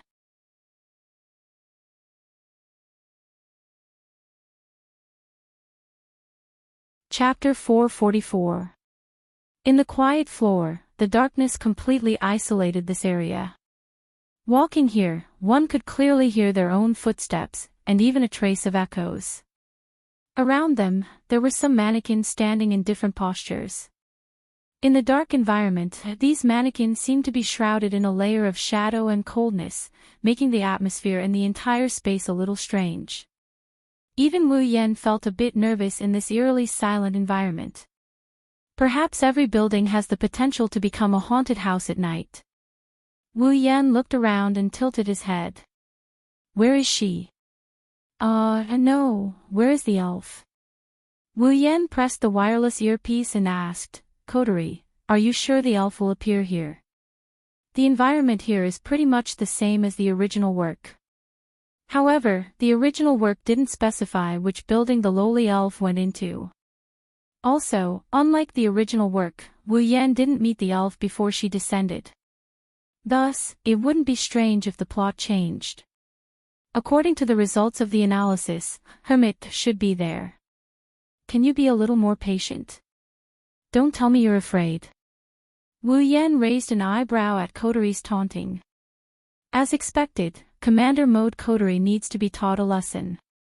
Suddenly, a bunny doll fell from the sky in front of Wu Yan and hung upside down in front of Wu Yan. Are you here to bully Yoshina too? The sudden appearance of the doll in front of him and the voice gave him a fright. He almost shot out an electric shock gun. Luckily, Coteries' voice came from his wireless earpiece. Otherwise, things would have gotten out of hand. Looking at the bunny doll, Wu Yan lifted his head to look at the ceiling. He saw the sprite he once saw on the big screen, and now, it's the sprite he saw on the big screen. It was a beautiful young girl who looked like a French doll. Her long blue hair was slightly curly, casually scattered in front and behind her, looking like two blue torrents. A green cloak with rabbit ears covered her small body, all the way to her calves. She wore a pair of green boots on her feet, and behind her, there was also a tail-like accessory connected to a white fur bowl. At this moment, the rabbit-eared hoodie was still on her head, covering her head under the hoodie. As long as she lowered her head slightly, she would be able to cover the area above her nose. Under the hoodie, a pair of large eyes were looking forward. They were the same sky blue pupils that looked as if they were formed by a lake. It was very captivating. She has a dreamy appearance and a petite figure. She's about the same age as Flanderchan.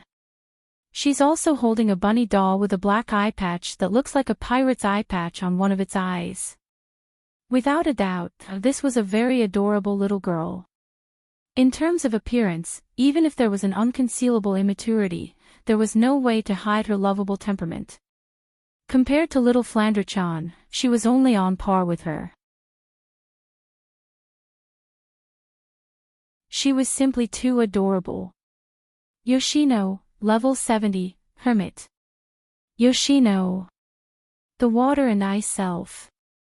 Looking at this girl who looks like she just walked out of a manga, she's a manga character, even though he's been through the baptism of at least 10 girls who aren't any less beautiful than Yanban, Wu Yan couldn't help but be dazed for a moment.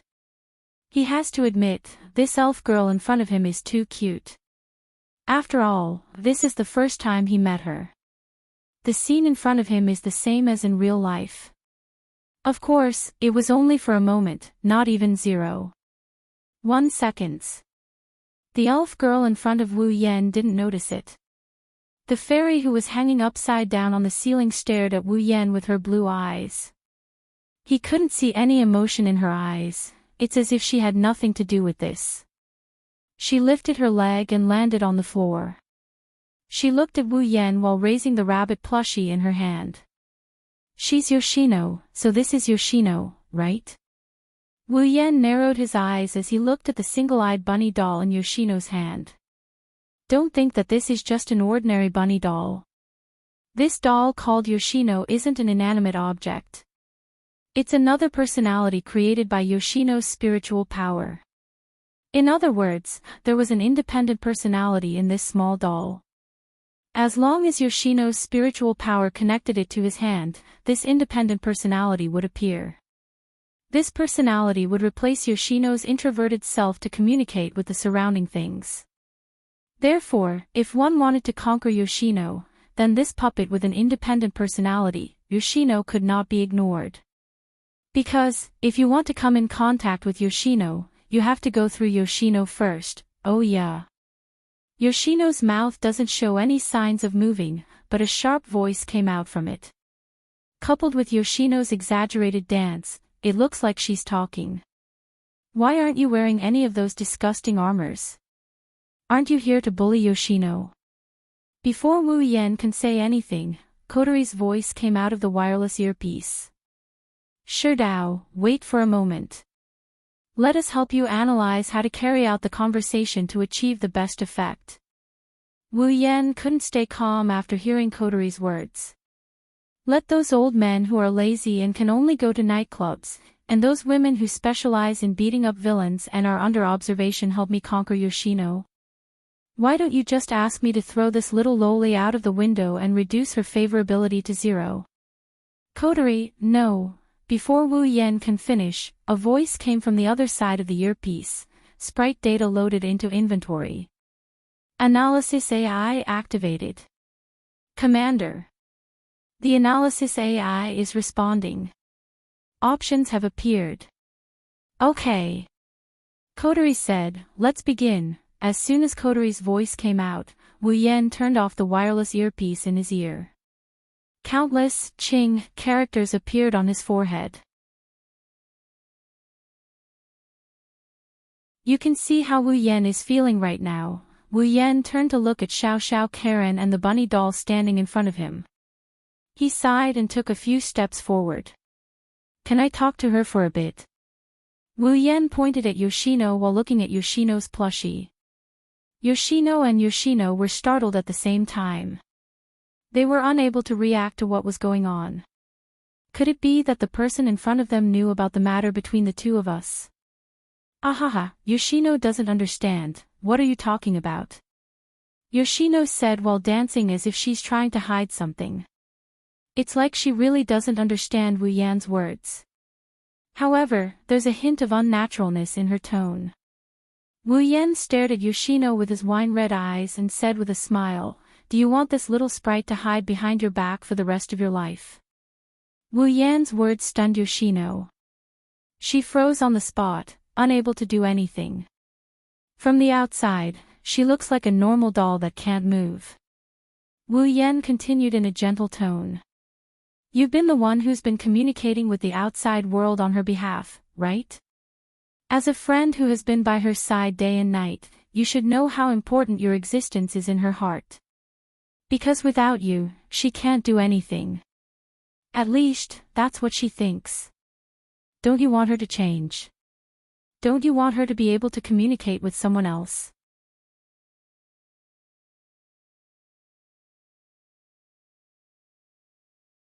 Chapter 445. Don't tell me you don't want her to change. Don't you want her to communicate with others? Hearing Wu Yan's words, Sharona was silent. How could Shino not understand the situation of the two of them? Sharona is a docile and timid person. She almost doesn't dare to talk to people directly. She's very afraid of humans. She's so afraid that just a little contact will make her shrink her body like a snail. Because of this, Sharona was born. Due to Yoshino's extremely introverted character, he would usually communicate with others through Yoshino. When it came to external matters, Yoshino would also be the one to deal with it. However, due to Yoshino being the one to deal with external matters, Yoshino himself did not have the slightest bit of contact with others. This caused Yoshino's mind, which was originally afraid of strangers, to directly enter a closed state. Just like what Wu Yan said, Sharona knows what kind of position she has in Shiona's heart. It can be said that Sharona herself is Shiona's goal. Because Sharona is weak and timid, Sharona, who has a strong personality and is cheerful and talkative, is equivalent to spiritual support in Shiona's heart. Once she loses Shiona's support, Sharona will easily panic as if she has lost everything. Even her mental state will be a bit off. At this time, as long as there's a little stimulation, Sharona will lose her mind and reflexively attack. However, Sharona is a docile person. In her heart, she actually hopes that she won't hurt anyone because Sharona is a person who hates pain and fear very much. So, Sharona doesn't want to bring pain and fear to others. Sharona can't leave Shiona's side because she will be afraid. Once she's afraid, her spirit energy will go out of control and hurt others. Sharona was born by relying on Sharona. Once she leaves Shiona's hand, without the support of Shiona's spirit energy, she will fall into a state of slumber and can't appear. The two of them rely on each other and support each other. Actually, Shitonai knew that the reason why Shitonai treated her as his spiritual support was because of her personality. Shitonai deeply longed for her personality. In Shitonai's heart, she hoped that she could be as strong as Shitonai and not be so cowardly, but the problem is, Sharona doesn't dare to communicate with others. How can she become strong? That's why when Wu Yan said, "Don't you want her to change? Don't you want her to be able to communicate with someone else?" Shino fell silent. How could it not want to toughen up the four Jinai? This is Shiona's wish. Of course, after thinking so much, it was only a moment of silence outside. Sharona has already raised her head and said to Wu Yan, Why do you know so many things about Sharona?" Hearing Shiona's words, Wu Yan smiled and said, "Don't worry about that. I just want to ask you, do you want this little elf to change? I don't need you to care about Shiona's matters." Sharona said in an unfriendly tone, "You humans bully Sharona every time, and almost hurt Sharona every time. Why should Sharona believe you humans?" Hearing this, Wu Yan sighed. "Indeed, I don't have anything worthy of your trust, but I trust you. Trust us." Sharona is stunned. "Yes." Wu Yan nodded firmly. "I believe that an elf like Sharona is definitely not a bad guy. So, I want to help you." As soon as he finished speaking, the entire place fell into silence. Although there is no way to see any changes on Shiona's body except for her tone, Wu Yan can feel that Sharona is carefully observing him, sizing him up. Not long after, Sharona said, "Why do you trust Sharona?" Wu Yan chuckled, raised his head and looked at the ceiling. "Because, in my home, there is such a kind, pure, and adorable elf." "There is an elf in your home?" This time, Sharona is surprised. "Impossible. Aren't humans very hostile to elves?" "So they have been attacking elves, and elves are also very hostile to humans because humans are constantly attacking elves. How can humans and elves live together?" Indeed, in the beginning, she was very hostile to humans. Wu Yan bitterly smiled and shook his head, but then he smiled and said, "But, when she recognized the gentleness of this world, she became my family." "The gentleness of this world, yes." Wu Yan nodded and said, "Among elves, there is Sharona, and Sharona who are gentle and kind. Among humans, there are also people who are not hostile to elves, but you haven't met such people before, so you are afraid and hostile to humans. Now, I am here. As long as you trust me, then, in this world, no one will bring you pain and fear." Looking at the smiling Wu Yan in front of her, Sharona lowered her head and became silent again. Following Shino's silence, this space once again became silent. In this dark environment, only the faint sound of breathing could be heard clearly. It wasn't until a long time later that Sharona said, "Sharona, in fact, also hopes that she can be strong, and Sharona also hopes that Sharona can be strong." After that, Sharona raised her head and looked at Wu Yan. Can you help Sharona?" Wu Yan smiled. "Of course." After pondering for a moment, Sharona said, "But, what should I do to make Sharona change? That's why I want to talk to her." Wu Yan shifted his gaze from Yoshino to the quiet Yoshino. He didn't know if she didn't hear anything or if she couldn't understand their conversation. He continued. "I want her to know that interacting with others is a very joyful thing. Happy." Sharona muttered softly, and then looked at Wu Yan. What should I do?" Scratching his face, Wu Yan nodded and said to Sharona, "If possible, I hope you can leave Sharona for a while." "What?" Calm down, I have my reasons." Wu Yan quickly said, "Think about it, as long as you are by Shiona's side, Sharona will not take the initiative to communicate with others and entrust everything to you, right? In that case, if you are not here, Sharona will have to use her own mouth to communicate with others. This way, she can slowly change Sharona." "But..." Sharona hesitated. She had no choice but to hesitate. She knew very well what would happen to Sharona if she left. To put it bluntly, once she left, Sharona would be afraid. If something went wrong, this place would very likely be razed to the ground by Sharona. This was not only what Sharona didn't want, but also what Sharona didn't want. How could Sharona be at ease and leave Sharona alone? As if seeing through Shiona's heart, Wu Yan said softly, "Don't worry, leave everything to me. Soon, you will be together again. Moreover, the next time you face me, you won't be alone, but together with Sharona." Staring at Wu Yan for a long time, Sharona finally nodded her head, the corner of his mouth raised into a smile, and at the same time, he breathed a sigh of relief. He stretched out his hand and directly took Sharona from Shiona's hand.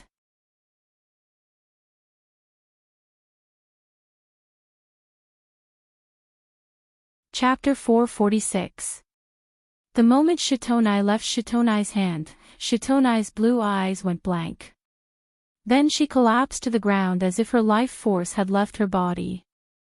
She stared blankly at Shitonai in Wuyan's hand. She was speechless. A moment later, Yoshino's big eyes suddenly fluctuated, and his little face immediately became incomparably flustered. With a face full of bewilderment, he stood up from the ground. She ran to Wu Yan and tightly grabbed Wu Yan's clothes. She looked at Shitonai in Wu Yan's hand and whispered, "Please, please, give it back to me." His wine-red eyes were filled with Shitonai's helpless and pitiful little face. Seeing Shitonai's flustered expression, Wu Yan felt an inexplicable pain in his heart. He suddenly felt guilty as if he had done something unforgivable. Wu Yan quickly rubbed the little loli's head and said softly, "Don't be afraid, don't be afraid. Shitonai won't leave you." Hearing this, the panic on Siyu's little face calmed down. However, her blue eyes were still filled with nervousness. She did not know what to do next. Wu Yan lowered his body. The wine-red and blue eyes looked at each other. Then, Wu Yan said, "Shitonai should have heard my conversation with Shitonai." Shitonai stared blankly at Wu Yan for a while. After a long time, Shitonai slowly nodded her little head. The bunnies on her head also nodded. Coupled with Shitonai's cute lolicon face, it almost made Wu Yan's nose itch. Wu Yan awkwardly rubbed his nose. After making sure he didn't lose his composure, he exhaled and said to Shitonai, "Then, you should know that Shitonai wants you to be strong. That's why she chose to leave you temporarily. Now that you want to take Shitonai back, do you want to disappoint Shitonai?" "I don't want to disappoint Shitonai, that's more like it." Wu Yan squatted down and rubbed Yono's head through the hood of her cloak. "So, in order to not disappoint Shitonai, leave Shitonai with me first, okay?" Seeing that Shitonai was still a little flustered, Wu Yan smiled and said, "Shitonai, as long as you listen to me today, I'll return Shitonai to you tomorrow. How about it?" Is that true?" Yono tightened her grip on Wu Yan's shirt. Her eyes were filled with anticipation and nervousness. Seeing how cute Shitonai was, Wu Yan couldn't help but smile. Of course it's true. After all, Shitonai is Shitonai's hero. She's also Shitonai's ideal self, right? Shitonai blinked her eyes and nodded with a slightly red face. Then, as if to confirm, she nodded again. She was really cute. Wu Yan smiled and stroked Shitonai's hair. He looked straight into Shitonai's eyes and said, "Then, today, you have to work hard." Hearing Wu Yan's words, Shitonai became anxious. "I will be okay alone. Don't worry." Wu Yan smiled and shook his head. He said softly, "Even without Shitonai, your hero will not disappear. At least for today, let me be Shitonai's hero." Shitonai raised her head and looked at Wu Yan's face. Shitonai's blue eyes flickered. Then, she nodded. "You're pretty good." In the command room of Fraxinus, Kotori couldn't help but smile as she watched the progress on the big screen. More than 2/3 of the favorability points had filled up the progress bar of Fraxinus' favorability points. As expected of the commander's older brother, Kanazuki Kuhei looked at Wu Yan on the screen like he was on a pilgrimage. He almost knelt down and put an incense stick in his mouth. Even though he's a fake, not everyone can fake the commander's older brother. Kotori's smile widened when she heard Kuhei's words. She froze when she heard Kuhei's words. It's a good thing he's the commander's brother. He won't do anything to the commander. Otherwise, the commander might have been taken down by him too. Kanazuki Kuhei patted his chest. He didn't notice Kotori's darkened expression and continued talking to himself. Well, that's true. Even if he's a fake, they're still siblings. Why would he lay his hands on his sister? Even if he did, the commander wouldn't fall for his older brother. It's not like he's a prostitute. As soon as he said that, a giant foot came down from the sky and kicked Kyuhei in the face, sending him flying and crashing into the wall behind him. Why? Why? Konosuke Kyuhei said as he collapsed against the wall. Kotori's face was livid as she stared at Kyuhei. Thinking about what he said, Kotori's anger rose even higher. Why? How dare he ask why? What do you mean he won't lay his hands on his sister? That guy did it with his mouth. Also, what did he mean by, it's not like he's a prostitute? Isn't that the same as calling me a prostitute? Kotori completely forgot that Kyuhei said, it's not like he's a prostitute under the premise that he won't fall for his older brother. Kotori snorted and looked back at the screen. Her face reddened as she thought of something. As for Kyuhei, he fainted. Inside the commercial building, Yatsuki Chinyu stared blankly at the cute loli hiding behind Wu Yen. He still hasn't recovered from the shock. No way. Yatsuki Chinyu's lips twitched, he couldn't stay calm. That's it. Oh my god, it's only been 15 minutes. Time isn't going to stop my great career. Wu Yen looked at Yatsuki Chinyu with disdain. Ever since Wu Yen found out that there's a real man under that pretty face, he's been a lot more casual with Yatsuki Chinyu. Yatsuki Chinyu didn't care about Wu Yan's disdain. Instead, he looked at Wu Yen with admiration. Captain, how did you do it? Please teach me. Wu Yen pursed his lips and smiled. He didn't answer Yatsuki Chinyu's question. Instead, he pointed at Yoshino and pushed Yoshino, who was hiding behind him, a little bit so that Yoshino's head was exposed to Yatsuki Chinyu's eyes. Yatsuki Chinyu was petrified. At this moment, Yoshino was holding a lollipop in his hand. He was slowly licking it. Although there was no expression on his face, one could faintly see a bit of joy in his blue eyes. Yatsuki Chinyu's mouth opened into an O shape. Don't tell me, he was defeated by a lollipop. After that, Yatsuki Chinyu looked at Wu Yen. At this moment, Yatsuki Chinyu's admiration for his captain was like the water of the Yangtze River. No wonder he's called the god of strategy by all the members of Ratatosk. After that, Yatsuki Chinyu secretly glanced at Yoshino, who was licking the lollipop. He secretly remembered this trick in his mind.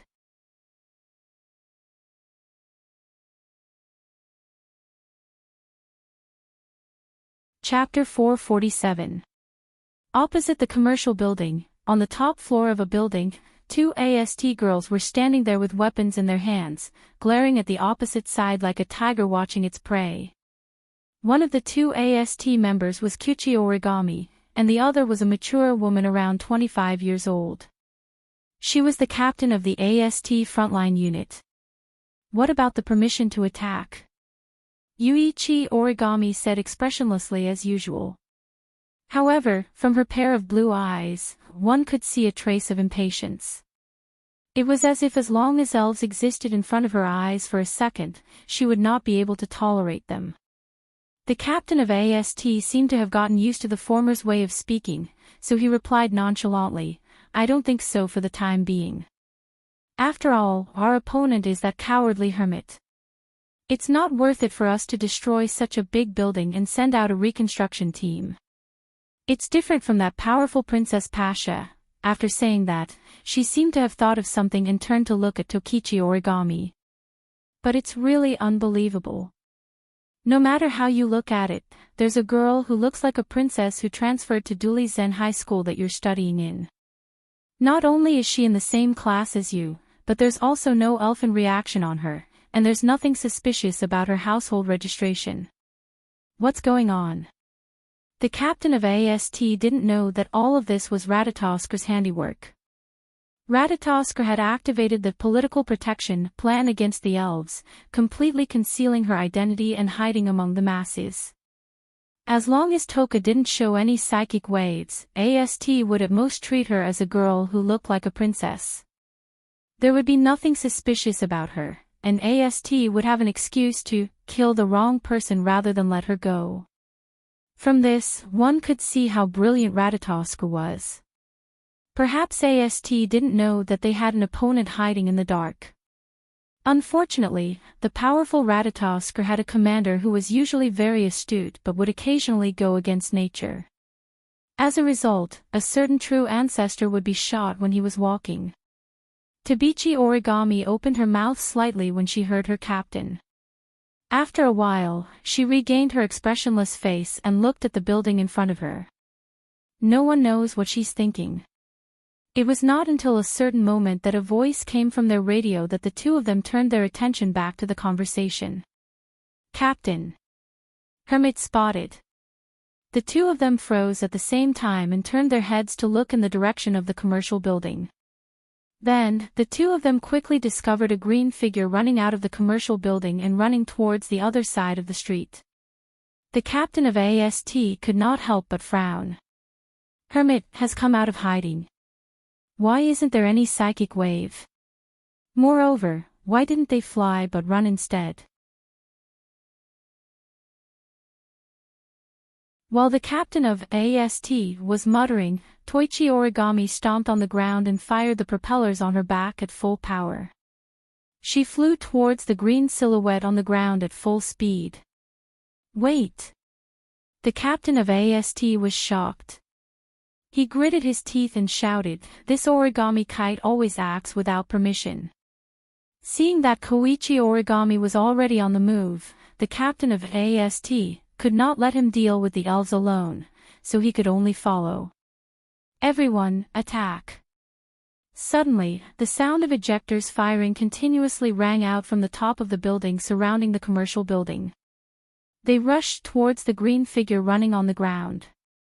At the same time, continuous artillery fire also rang out. The originally undamaged street was mercilessly attacked by the cannons. The sound of explosions echoed through the sky and smoke covered the entire street. After the cannon fire subsided, the previously undamaged street became riddled with holes. Amidst the smoke, the green figure rushed out. Other than some dust on her body, nothing else happened to her. Seeing this, AST no longer hesitated and continued to fire at the figure on the ground. However, under the barrage of attacks, the green figure was like a vigorous warrior. He dodged left and right, dodging the incoming attacks. At the same time, he continued to move forward unwaveringly. It was this movement that allowed him to evade the earth-shattering barrage of attacks. The AST captain clenched his teeth as he looked at the heavily damaged street. His heart was filled with hatred. Originally, AST did not want to cause too much damage to the cowardly hermit. That was why they did not make a move when Hermit entered the commercial building. Who would have thought that Hermit would be so cunning? Instead of attacking them from the sky, he chose to run on the ground like a rat, causing damage to the streets. It seems that the reconstruction team will have to be mobilized this time. Flying in the sky, Origami Kitsune mercilessly pulled the trigger of her cannon. She continuously fired at the green figure on the ground. Seeing the figure nimbly dodging the cannons, Origami Kitsune frowned. She felt that something was wrong. However, Yuichi Origami's hatred for the elves quickly suppressed the uneasiness in his heart. Yuichi Origami's figure flashed, and the frequency of the heavy cannon in his hand increased by a few notches. What Origami didn't know was that the feeling she had in her heart was right. If one were to take a closer look, they would notice that the green figure running on the ground was twice as tall as Hermit. Unfortunately, the AST members could only vaguely see a green silhouette flying high up in the sky. They were unable to discern its exact height. On the ground, the figure in the green cloak was dodging the incoming cannon fire as she dashed into the distance. From the perspective of the AST members, a beautiful face was buried in the green cloak. She looked like she was about to cry, but no tears came out. 10 minutes ago. What? Yeyuechinyu looked at the green cloak in his captain's hand in disbelief. He shouted. You want me to distract AST? Is there a problem? Wu Yan said matter-of-factly. Yeyuechinyu almost jumped up. There's a big problem. Captain. It's not like you don't know how strong AST's firepower is. Even the elves might not be able to avoid it. If you want me to go, won't I die? Well, don't say that. Wu Yan smiled and patted Yeyuechinyu's shoulder. You might not be as strong as the elves, but I believe you can still avoid them. If you can't even do that, Kotori wouldn't have arranged for you to be my assistant. But Captain, isn't it safer for you to come? I have no problem with that. Wu Yan pursed his lips at Yoshino. As long as you have the confidence to appease Yoshino. Yeyuechinyu recalled the conversation 10 minutes ago. Yeyuechinyu was sweating profusely while dodging the cannons. Why don't I have the ability to pick up girls? As Yeyuechinyu ran for his life, the AST members gradually disappeared at the end of the street. Inside the commercial building, Wu Yan held Yono's hand as he strutted out of the building. He looked at the rubble on the street and he silently prayed Amen. Brother. Shido. Yoshino said uneasily. Is that person okay? Wu Yan smiled. It's okay. That uncle won't die that easily. Uncle. Well, you can call him that from now on.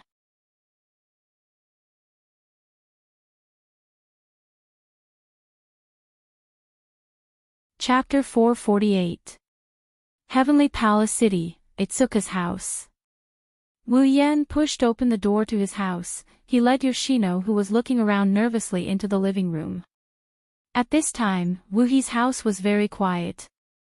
There was not a single person in the whole. This was to be expected. Shirji and Toka had taken refuge when the spacequake alarm sounded. Even though the alarm had been lifted, it would still take a while for them to return home. Kotori is still on the command deck, talking to Wu Yan through the radio. Shido, can't you seal Yoshino's power now?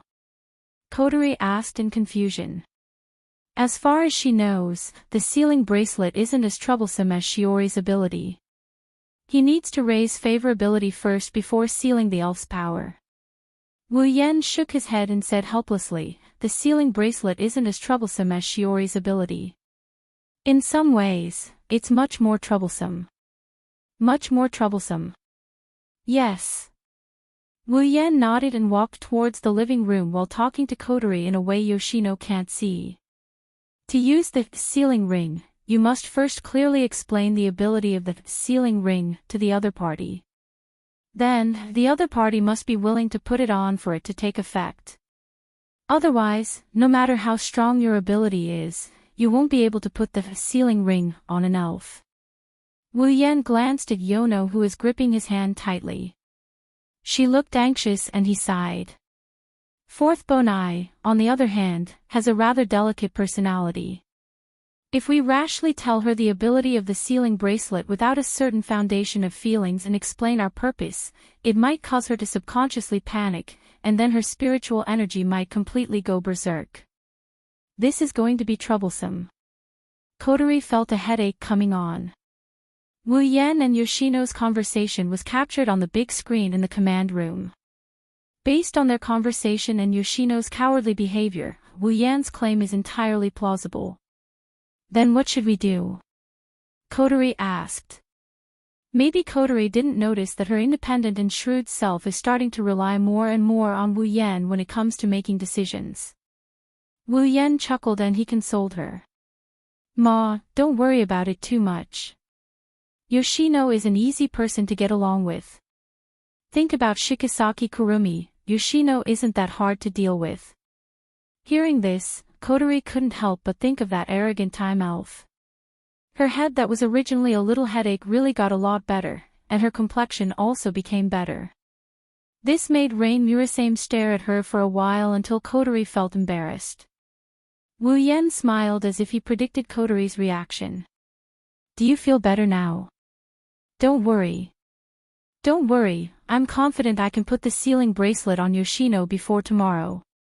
In the command room, Kotori looked at the confident Wu Yan on the big screen.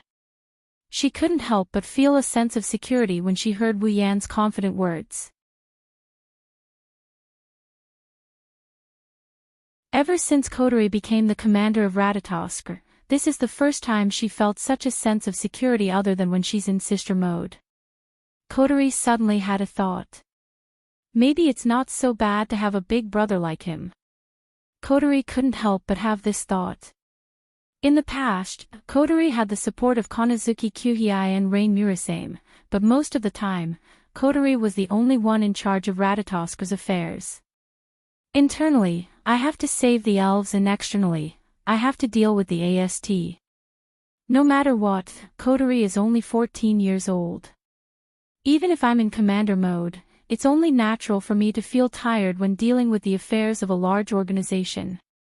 Wu Yan's appearance as a big brother is unprecedented. Kotori felt like she could rely on him. In Ratatosk, he managed to conquer the elf that gave her a headache in 10 minutes. At home, he's a good cook. His combat prowess is on par with the elves. Although his personality is a bit unsettling, it's undeniable that Kotori is slowly starting to accept him as her big brother. She's starting to rely on him. Kotori doesn't hate this feeling. But when Kotori realized that she had such thoughts, she was startled. Could it be that this big brother whom she had only known for less than a month had become so important to her? Thinking of this, Kotori blushed. She couldn't help but feel shy and rebellious. To put it simply, she was being too proud. Humph. How can I not worry about a scum like you? Kotori didn't even think before she said it. Wu Yan's confident smile froze. He said angrily. I say, Kotori, even if you don't trust me, you don't have to call me a scum. Kotori's mood improved a lot when she saw Wu Yan's angry face. She continued to mock him. Ah, aren't you a scum? Then who was the one who did that thing last night? Kotori started blushing when she recalled Ripple from last night. Wu Yan didn't see this, but he couldn't refute Kotori's words, so he just stood there, speechless. Forget it, I'm the one who did it anyway. It doesn't matter if I lose the argument. Thinking of this, Wu Yan's expression lightened up. He shifted his attention away from the radio and looked at the four elements. Hey, Yoshino, sit here for a bit. Wu Yan brought Yoshino to the sofa. I'll make you something to eat. You should be hungry, right? Hearing that, just as Yoshino wanted to shake his head, a clear and audible rumbling sound came from his stomach, causing Yoshino's face to redden. He took off his hat and covered his face. He was so embarrassed that he didn't dare to look at anyone. Wu Yan was amused by Yoshino's cute behavior. He held back his laughter and scratched Yoshino's little nose. Wait for a bit, it'll be ready soon. Yoshino nodded with a red face. Wu Yan laughed and walked into the kitchen. After a while, a fragrant smell wafted out of the kitchen. Children's endurance was always relatively small, even Yoshino was no exception. Smelling such a good smell, Yoshino couldn't help but turn around and look at the kitchen. Wu Yan shook his head with a smile when he saw Yoshino's covetous expression. As expected, she's just a child. Wu Yan didn't know how much of a charm his cooking has on other people. Whether it's Hinajuku, Mikoto, or Toka, they couldn't help but crave his cooking because it's just too delicious. In a way, Cooking Master might be the strongest ability among all the abilities that Wu Yan exchanged for. Even the members of Ratatosk in the command room of Fraxinus swallowed their saliva at the sight of the delicious dishes on the big screen. Kotori, who knew how delicious the dishes were, couldn't help but tremble at the sight of them. When the strange sound entered Wu Yan's ears through the wireless earpiece, Wu Yan knew what's going on. He laughed and said, "Come back if you want to eat, it's not like I won't let you eat." Hearing this, Kotori couldn't hold herself back any longer. She jumped off the podium and ran out of the room. Everyone in the command room looked at each other when they saw Kotori's reaction.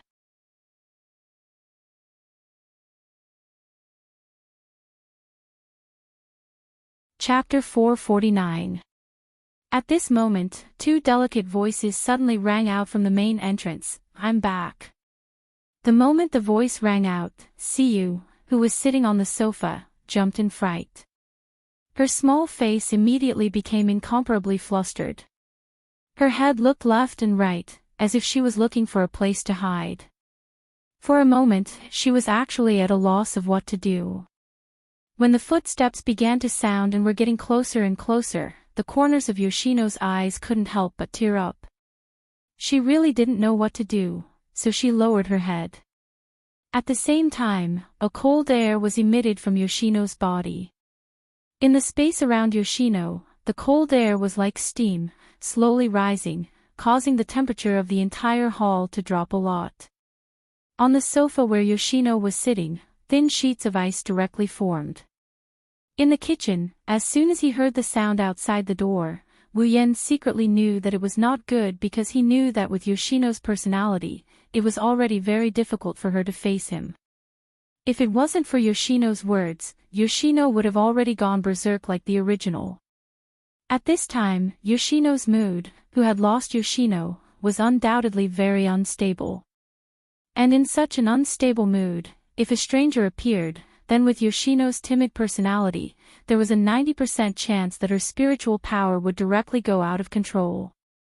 As expected, hearing the approach of a stranger, Yoshino's heart began to fear, and with this fear, her spiritual power really went out of control. Looking at the cold air that began to spread to the surroundings, Wu Yan quickly flashed. In the blink of an eye, he appeared beside Yoshino and hugged Yoshino.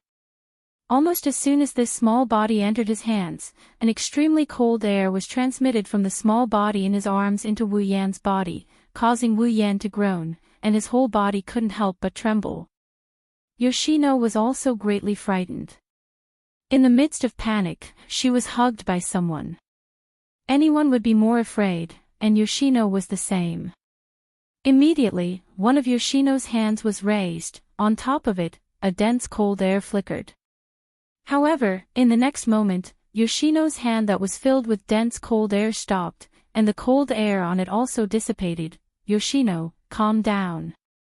Resisting the corrosion of the cold air that entered her body, and allowing it to be like an electric current that destroyed her body everywhere, Wu Yan fiercely clenched her teeth, and with a trembling voice, she tightened her body, trying to use her body temperature to make Yoshino feel a little safer. Those people are Big Brother's family. They won't hurt Yoshino, so, Yoshino, listen, you have to become strong. Hearing the trembling voice that came from her body, Yoshino's mind finally calmed down, and the panic in her eyes also began to slowly dissipate.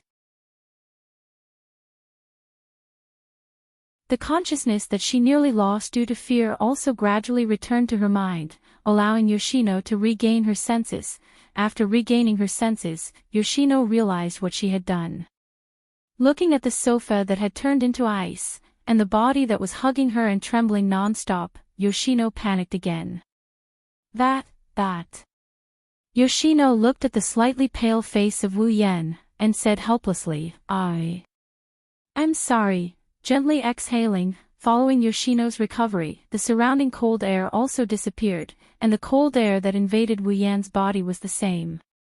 The internal organs that were frozen by the cold air also began to slowly recover under the powerful vitality of the true ancestor. A moment later, Wu Yan was once again in perfect condition. Looking at the flustered and guilty Yoshino in his arms, Wu Yan chuckled and rubbed Yoshino's head. Don't worry, everything has to be done slowly. It's normal that Yoshino hasn't gotten used to it yet, but Yoshino, don't be afraid, even if Yoshino isn't here, I'm still here. Hearing this, Yoshino raised her head and looked at Wu Yan. Although there was still guilt in her big blue eyes, most of the fear and panic had disappeared. She touched Wu Yan's body, and only when she confirmed that Wu Yan was fine, did Yoshino relax. Seeing this, Wu Yan also let out a sigh of relief. He looked around the hall that was almost frozen, and the sofa that was already frozen. Hearing the approaching footsteps outside the door, he quickly waved his hand. A scarlet spatial ripple appeared in front of Yoshino's surprised eyes. The handle of the Enrich Shana extended out and was held in Wu Yan's hand. In the next second, following a soft muffled sound, the red lotus flame burned on the Enrich Shana. The temperature in the hall that was a bit cold due to Yoshino's ability immediately rose up. Yoshino's small body began to tremble. Seeing the red lotus flame on the Enrich Shana, Yoshino grabbed Wu Yan's clothes in fear. For Yoshino, who can control ice and water, the red lotus flame of the Enrich Shana is like her natural enemy. If Wu Yan wasn't holding her, Yoshino would have lost control again. He waved his hand that was holding the Enrich Shana in front of him. The red lotus flame exploded into sparks and landed on the sofa and various parts of the hall. After that, the thin ice disappeared at a speed visible to the naked eye. The strange thing was that when the thin ice disappeared, the red lotus flames also disappeared without a trace.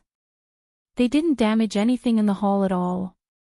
When all the thin ice disappeared, Wu Yan immediately put away the Enrich Shana and put the frightened Yoshino back on the sofa. At this time, at the entrance of the hall, the owners of the two voices finally appeared. It's Toka and Shirji. Shido. Toka squealed in delight.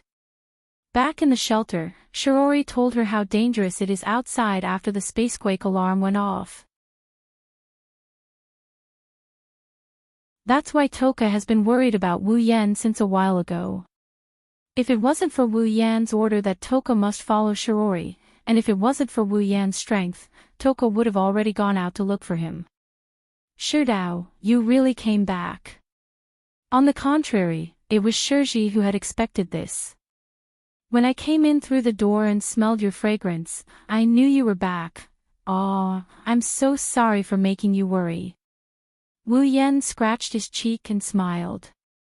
At this time, Toka and Shirji also noticed Yoshino standing next to Wu Yan. The two girls were shocked and Wu Yan's heart skipped a beat. After all, in the original work, when Toka saw Yoshino with the main character, her reaction wasn't normal. Now, in a different place, the same thing is happening. Wu Yan can't help but worry that Toka will lose her temper. Why do you give me a familiar feeling? Toka's expression didn't change. She blinked her eyes and said with a bit of surprise, could it be that you're a Toka? Realizing that Toka probably guessed Yoshino's identity, Wu Yan quickly interrupted her. Are you hungry? I made a lot of delicious food for you. Toka's eyes lit up. She nodded her head and ignored Yoshino's identity. While Wu Yan was relieved, he couldn't help but feel confused. What's going on? In the original work, when Toka saw the main character with Yoshino, her jealousy went off the charts. Why didn't she react at all? Does Toka not have feelings for me? But I'm not worse than the main character in the original work. In fact, I'm much better. Wu Yan guessed wrong. In the original work, Toka was mad because Yoshino accidentally fell down and kissed Shido. Toka just happened to see it. Plus, Yoshino has a bad habit of going overboard when talking. That's why Toka almost went berserk. Since there's no drama here, Toka has no reason to be jealous. After all, Toka doesn't even know what love is.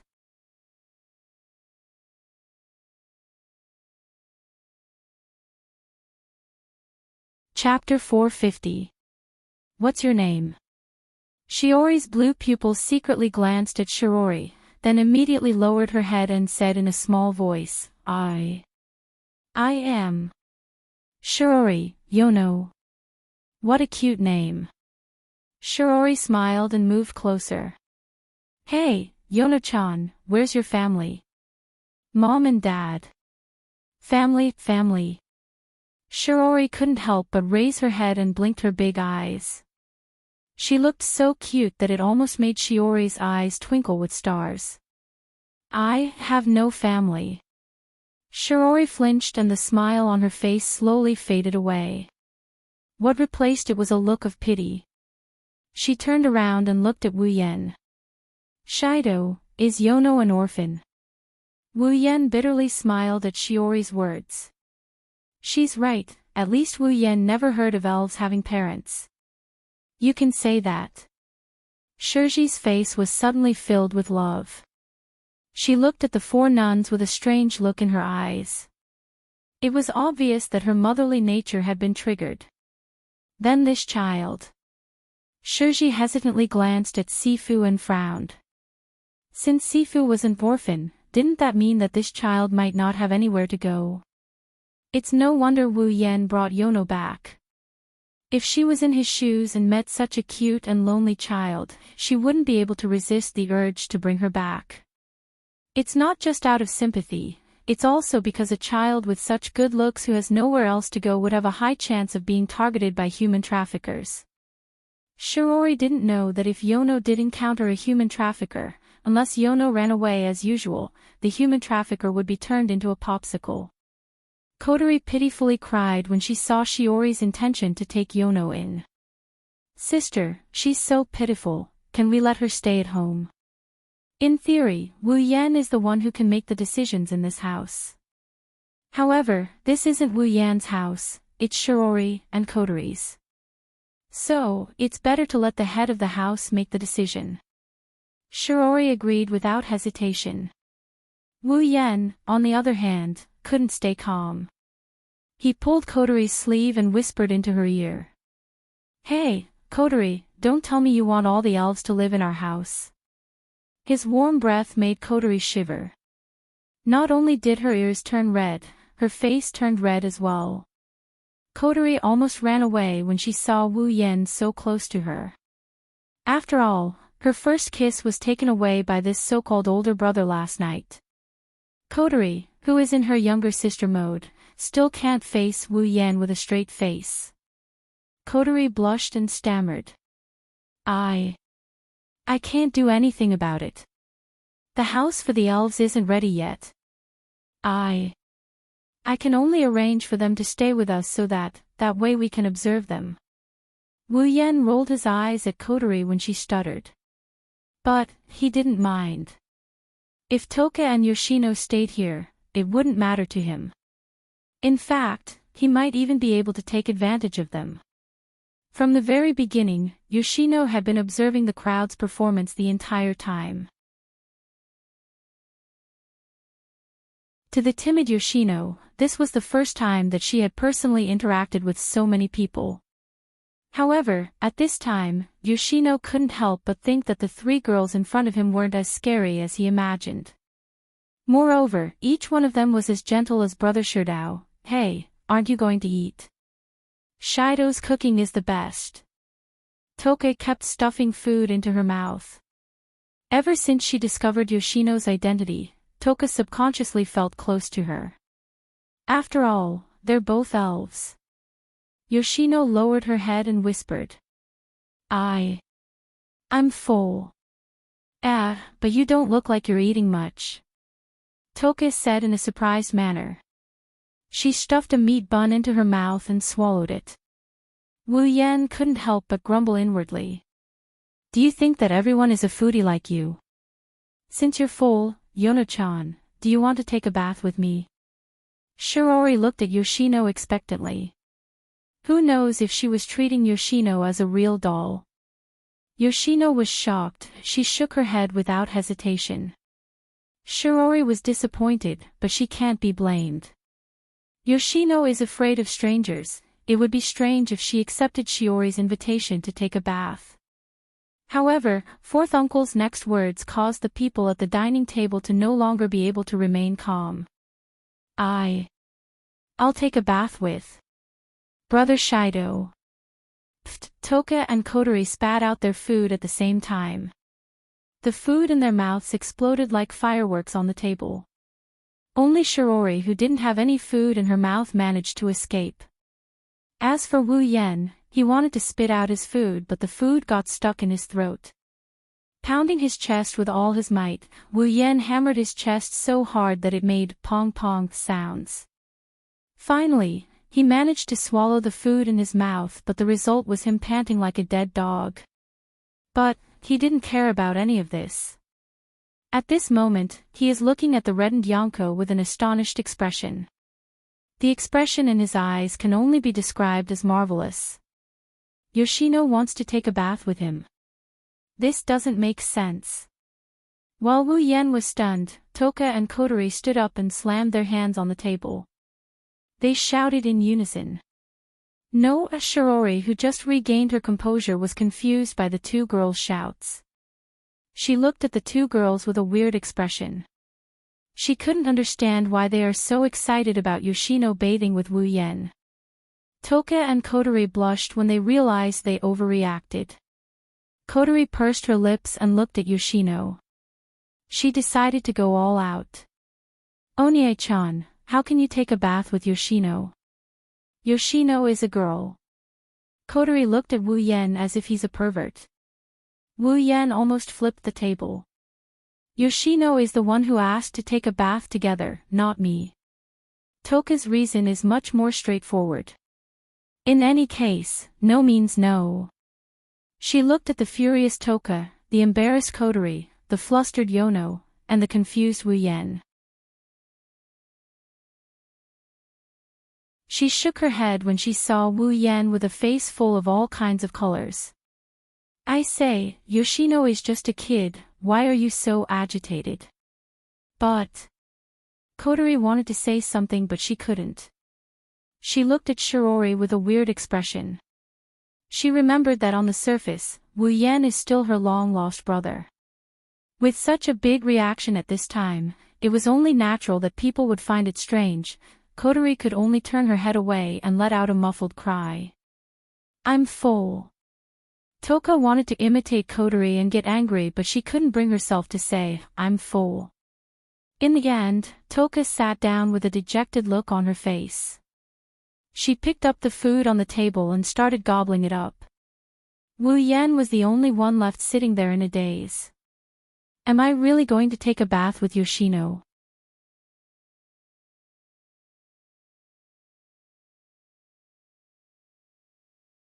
Chapter 451. Heavenly Palace City, Itsuka's house. In the bathroom, the steam from the hot water is spreading all over the place.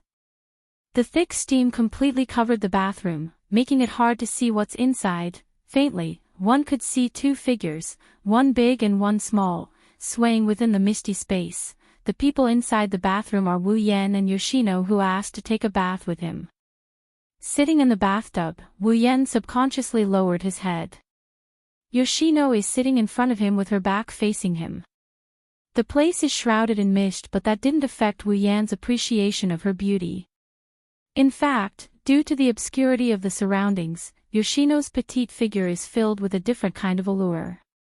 At this time, Yoshino's long blue curly hair is tied into a ponytail, exposing her smooth white neck to the air. The water in the bathroom can't completely cover her smooth body, causing a certain wolf to almost lose control. Wu Yan's face is full of tears. Thinking back, in the movie, Wu Yan was quite envious of the original protagonist Itsuka Shirdao, who can take a bath with several elf girls. He didn't expect Yoshino to give him such a big benefit as soon as she came. It made him realize that he will have such a day. Compared to the other elven girls, Wu Yan is the only one here. But, it's better than nothing. Even if the one giving out the benefits is just a lowly, rubbing his itchy nose, Wu Yan can't help but look forward to it. Will this be the same as the original plot? After conquering Yoshino, will they go to the hot spring? If it's possible, just thinking about it, Wu Yan can't help but laugh. That. Brother Shirdao. Yoshino couldn't help but speak, scaring a certain guy who was thinking about something improper. For a moment, Wu Yan thought his wishful thinking was seen through. What's wrong? Wu Yan's nervous voice came out of his mouth. Realizing his voice is trembling, Wu Yan can't help but scold himself for being useless. It's not like he hasn't taken a bath with his wife before. Ikaros was asked to take a bath with him almost every night. Why am I so nervous? Yoshino shyly said. Just now. I'm really sorry. Hearing that, Wu Yen froze, the nervous feeling in his heart also eased. He put his hands on Yoshino's head and helped her wash her hair. Wu Yan asked softly. Why are you apologizing? Because. Yoshino lowered her head. I hurt. Brother Sherdao, Wu Yan finally understood what's going on.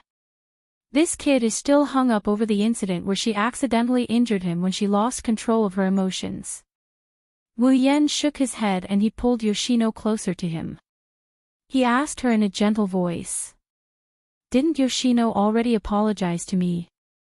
But, seeing Yoshino's expression, Wu Yan knew it's because Yoshino is someone who hates pain and fear.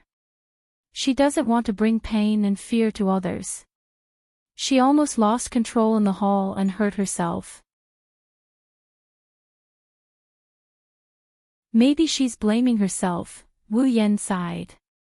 Yoshino, if it's Yoshino, would you apologize to her? Yoshino froze, she didn't expect Wu Yan to suddenly ask such a question.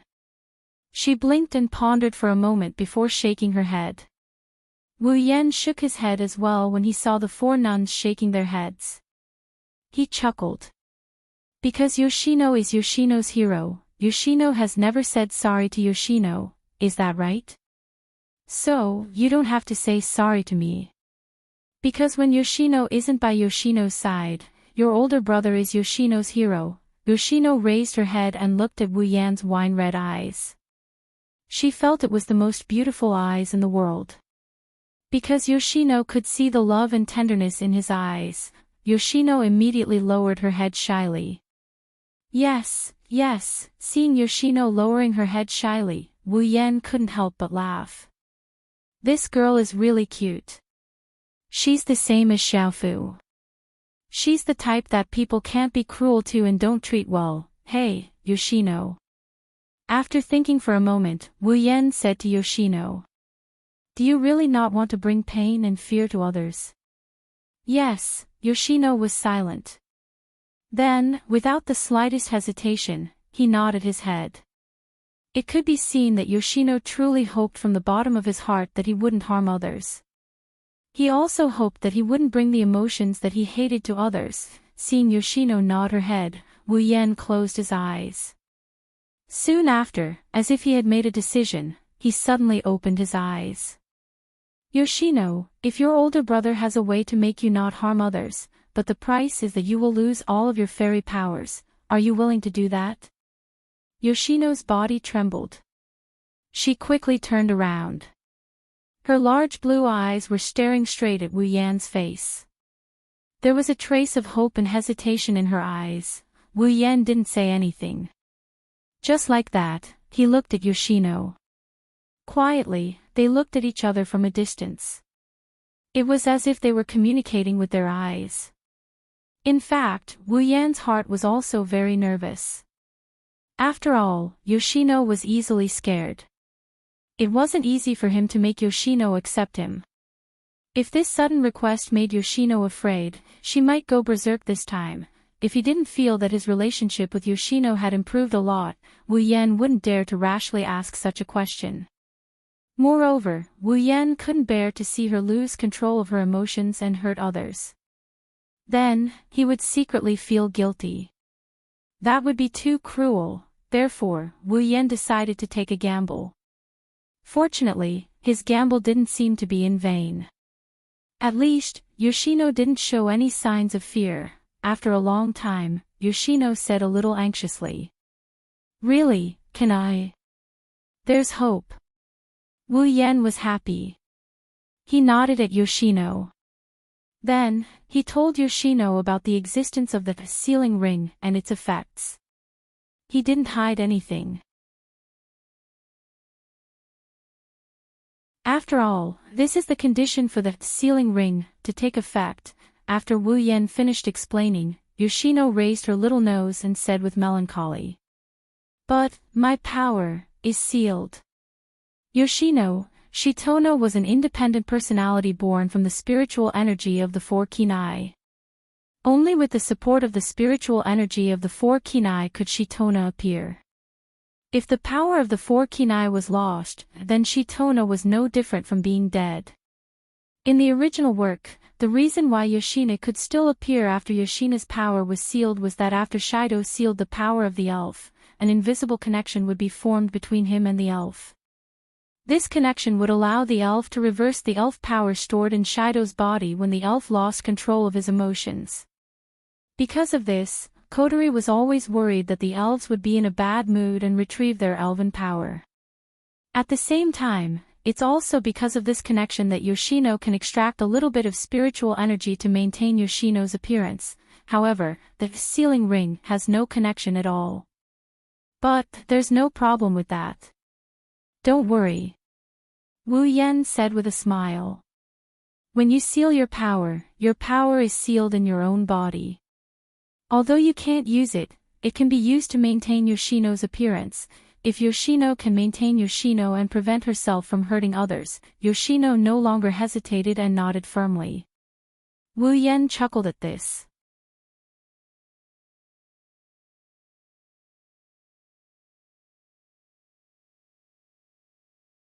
Chapter 452.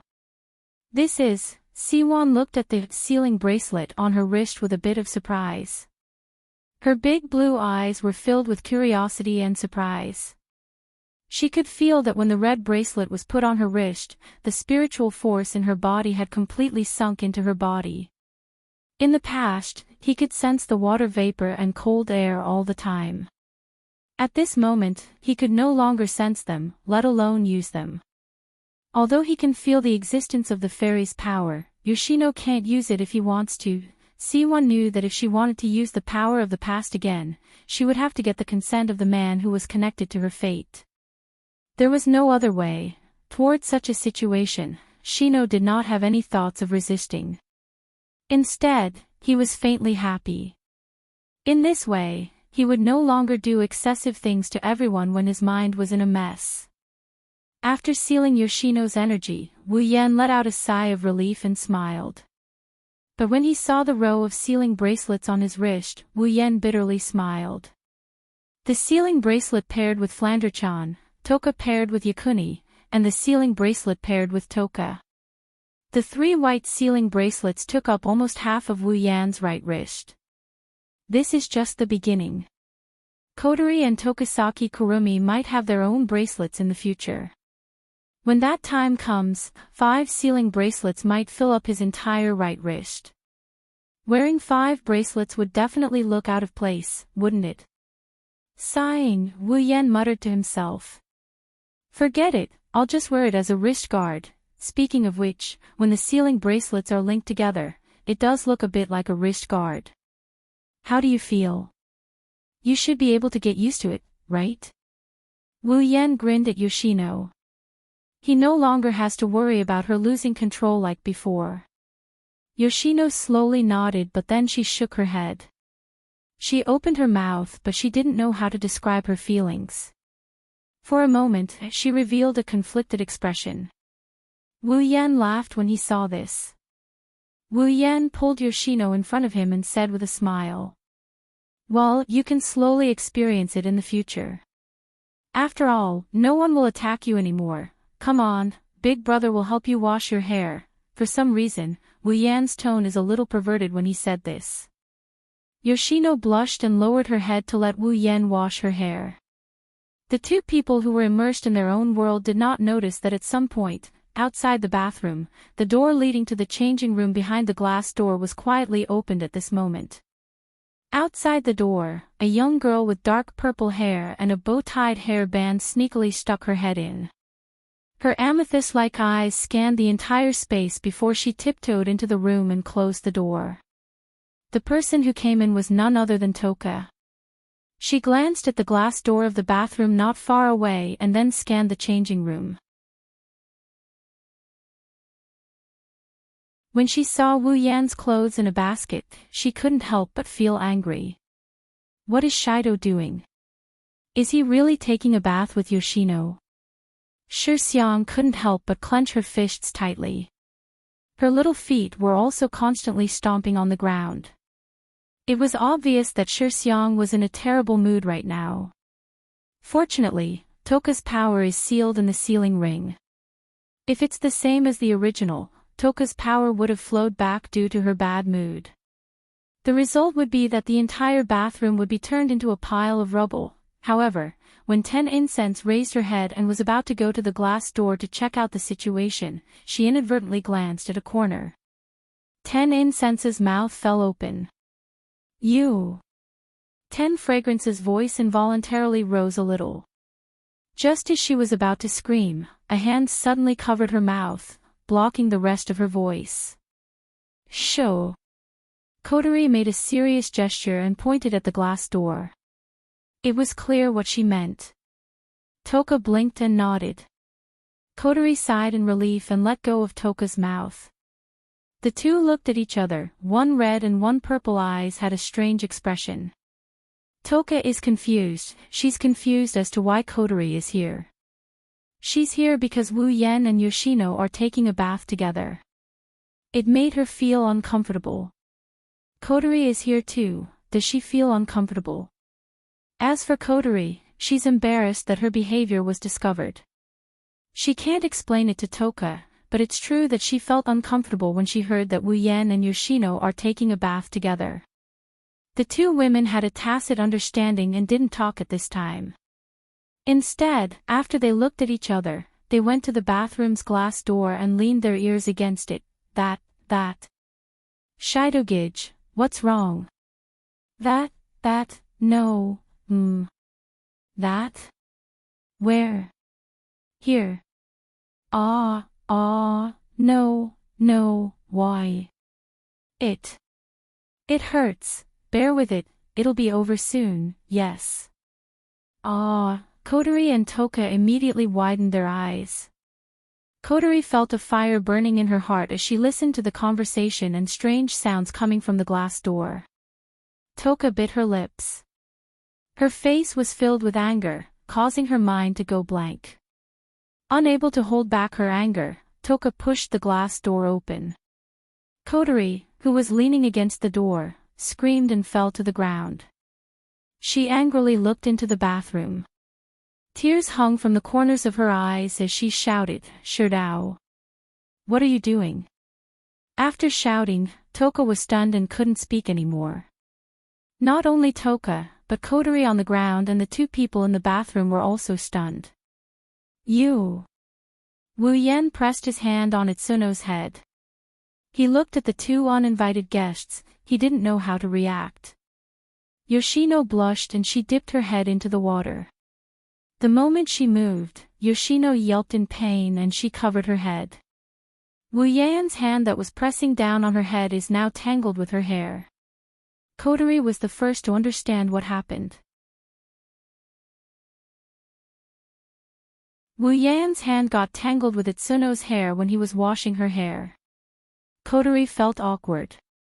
She replayed the scene in her mind when she overheard the conversation between the two. Her face started to burn up.